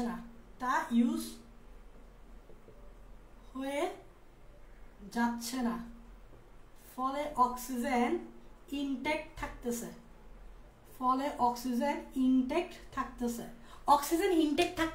অক্সিজেন আর ইউজ হচ্ছে না, বিকজ মাইটোকন্ড্রিয়াই নেই। মাইটোকন্ড্রিয়ার কাজ হচ্ছে অক্সিজেন থাকলে অক্সিজেন ইউজ করে সে শক্তি তৈরি করবে।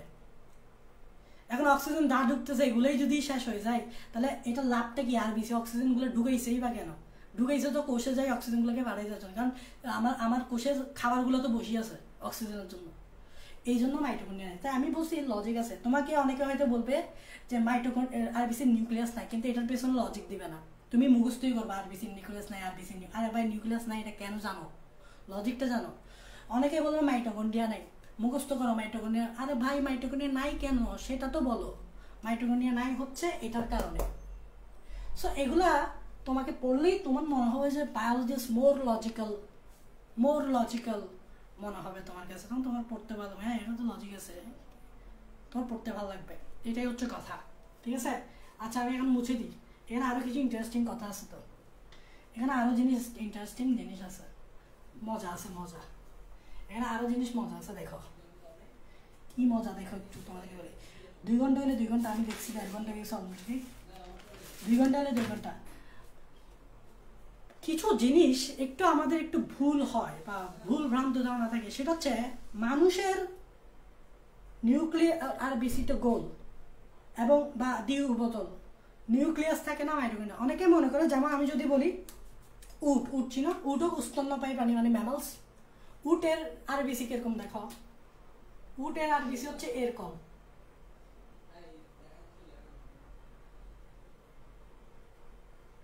উটের আরবিসিটা দেখো একটু কিরকম।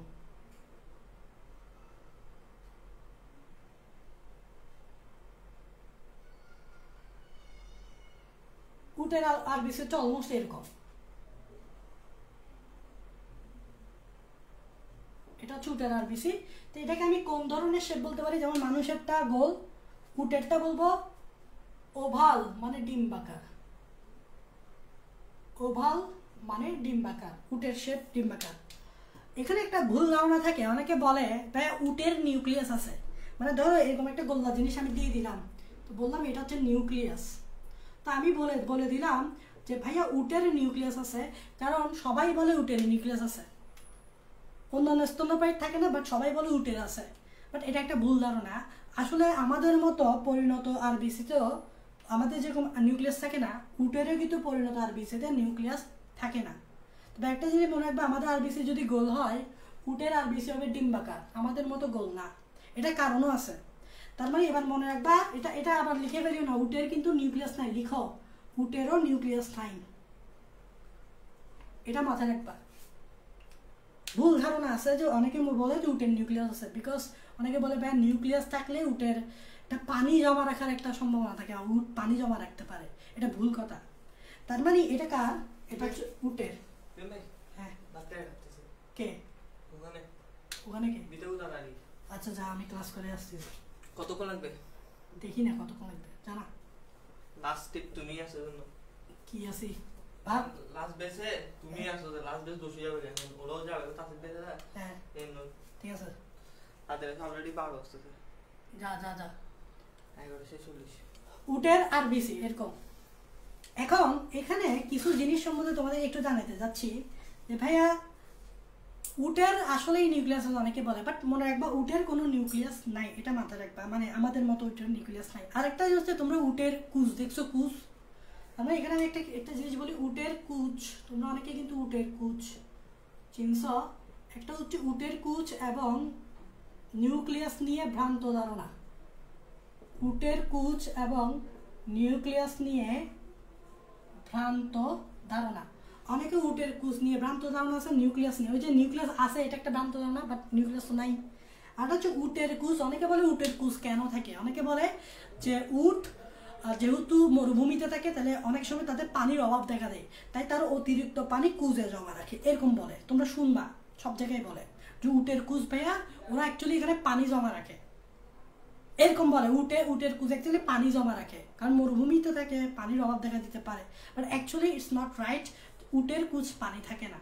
তাহলে ভাইয়া উটের কুচের কাজ কি, সেটা হচ্ছে অ্যাকচুয়ালি উটের কুচ যদি তুমি ধরো তাহলে দেখবা এখানে চর্বি আছে, প্রচুর চর্বি। উটের কুচটা তৈরি হওয়ার কারণ হচ্ছে ওখানে বেশি বেশি চর্বি জমা হয়, তাহলে পানি না, ভ্রান্ত ধারণা হচ্ছে এখানে পানি থাকে।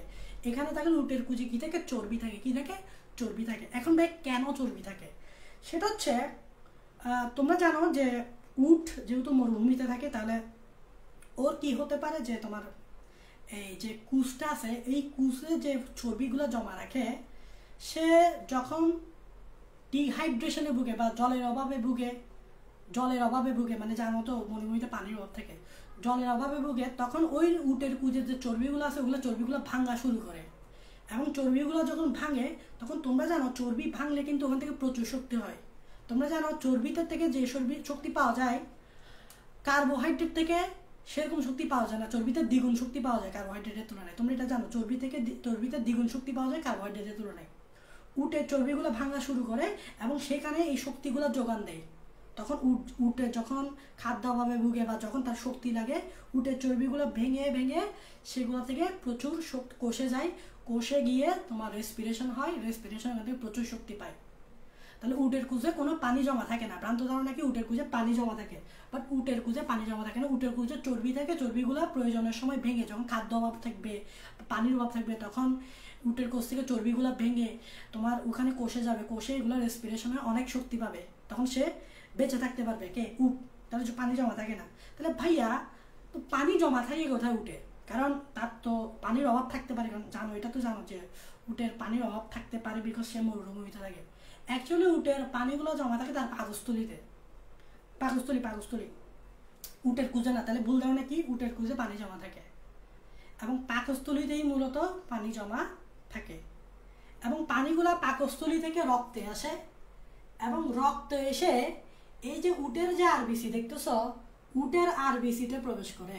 তাহলে মনে রাখবা উটের আরবিসির একটা গুরুত্বপূর্ণ কাজ হচ্ছে উটের আরবিসি পানি জমা রাখে। তার মানে সবাই যদি বলে উটের কুস পানি জমা রাখে, তুমি ওকে বুঝাই বলবা যে ভুল ধারণা নিয়ে আসোস, উটের কুস পানি জমা রাখে না। অ্যাকচুয়ালি পানি জমা থেকে পাকস্থলী, পাকস্থলী থেকে রক্তে যায়, রক্ত থেকে কোথায় যায়, তার আরবিসিতে যায় এবং আরবিসিতে গিয়ে পানি জমা হয়। তার মানে অ্যাকচুয়ালি উটের আরবিসি পানি জমা রাখে, পানি জমা রাখতে পারে, কারণ সামনে তার পানির অভাব থাকতে পারে, বিকজ মরুভূমিতে সে থাকে। তাহলে উটের আর বললে তাকে বুঝাই বলবা যে নিউক্লিয়াস নাই, কেন নাই সেটা লজিক দিবা। আর যখন সে খাবার পায়, সে প্রয়োজনের তুলনায় অতিরিক্ত খাবার খায়। যখন সে খাবার খায়, আমরা নর্মালি খাবার খাইলে কিন্তু একটা লিমিটেড খানা খাইতে পারি, বেশি খাইলে কিন্তু অসুস্থ হয়ে যায় বা বমি করে দিই। কিন্তু উট প্রয়োজনের তুলনায় বেশি খাবার খায়, আর ওই যে অতিরিক্ত খাবারগুলো খাচ্ছে, অতিরিক্ত খাবারগুলো তার কুজে গিয়ে জমা হবে চর্বি হিসেবে, তার কুজে গিয়ে জমা হবে চর্বি হিসেবে। কেন? কারণ তার বিপদের সময়, তার খাদ্য অভাবে, তার পানির অভাবের সময় এই অতিরিক্ত চর্বি থেকে সে শক্তি যোগাবে। এগুলো হচ্ছে কিছু ভ্রান্ত ধারণা। এই ভ্রান্ত ধারণাগুলো আমি ক্লিয়ার করছি, কারণ আরবিসির সাথে কানেক্টেড। এবং মনে রাখবা উটের আরবিসি ডিম্বাকার এবং উটের আরবিসি পানি জমা রাখে, নট কুস, নট কুচ। কুচের কাজটা কি বলছি, আশা করি তোমরা বুঝতে পারছো। ওকে ওকে, এখানে বহুত কাহিনী করতেছি মনে হচ্ছে আজকে। দেখো, আচ্ছা আমি আর আজকে পড়াচ্ছি না, নেক্সট ক্লাসে আমি আরও কিছু সেলের শেপ পড়াবো, যেগুলো অনেক কিছুই জানবা, কিছু আরও অনেক সেলের শেপ দেখাবো। তারপর আমরা ফাইনালি গিয়ে কোষের প্রকারভেদ, তোমাদের যে বইয়ের পড়া আছে কোষের প্রকারভেদ সম্বন্ধে জানবো। মানে বেসড অন নিউক্লিয়াসের উপস্থিতিতে কোষকে দুই ভাগে ভাগ করা হয়, তারপর নাম্বার অফ সেলের উপস্থিতিতে কোষকে দুই ভাগে ভাগ করা হয়, তারপর কোষের গঠনের উপর ভিত্তি করে বা কোন জায়গা থেকে কোষ তৈরি হচ্ছে ওটার উপর ভিত্তি করে কোষকে দুই ভাগে ভাগ করা হয়। তারপর উদ্ভিদ কোষ দেখবো, প্রাণী কোষ দেখবো, তারপর আস্তে আস্তে সেল মেমব্রেন নিয়ে পড়বো, কোষ প্রাচীর নিয়ে পড়বো, তারপর বিভিন্ন অঙ্গাণু নিয়ে পড়বো। এগুলো নিয়ে আমরা আস্তে আস্তে পড়বো। তো আশা করি সবাই, আজকে লেকচারটা আসলে একটু অন্যরকম ছিল, বাট এগুলো জানাটা দরকার। এগুলো এমন না যে তোমাদের বইয়ে জীবনের উৎপত্তি জিনিসটা তোমাদের বইয়ে আছে, প্রথম কোষ কিভাবে সৃষ্টি এটা তোমাদের বইয়ে আছে, বাট বিস্তারিত বলে না, এটা আমি বলার চেষ্টা করছি।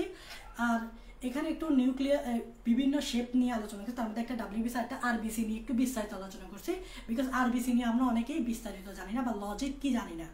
তারপর উটেরটা নিয়ে একটু আলোচনা করছি, কারণ এটা নিয়ে অনেক কনফিউশন থাকে। তো আশা করি তোমরা সেই পর্যন্ত সব কিছু বুঝতো। তো নেক্সট ক্লাস মনে হয় আগামীকাল হবে, আমি বলবো। তো সে পর্যন্ত সবাই সুস্থ থাকো, ভালো থাকো। আর আমরা এই ক্লাসটা আজকের ক্লাসে ইউটিউবে আপলোড করবো, তোমরা পরবর্তীতে যখন দেখবা তখন ইউটিউব থেকে দেখবা, কারণ টেনে দেখতে পারবা, সময়ও নষ্ট হবে না। এবং তোমরা সবাই নোট করবা, হ্যাঁ, নোট করে জমা দেবে গ্রুপে। সে পর্যন্ত সুস্থ থাকো, আল্লাহ হাফেজ।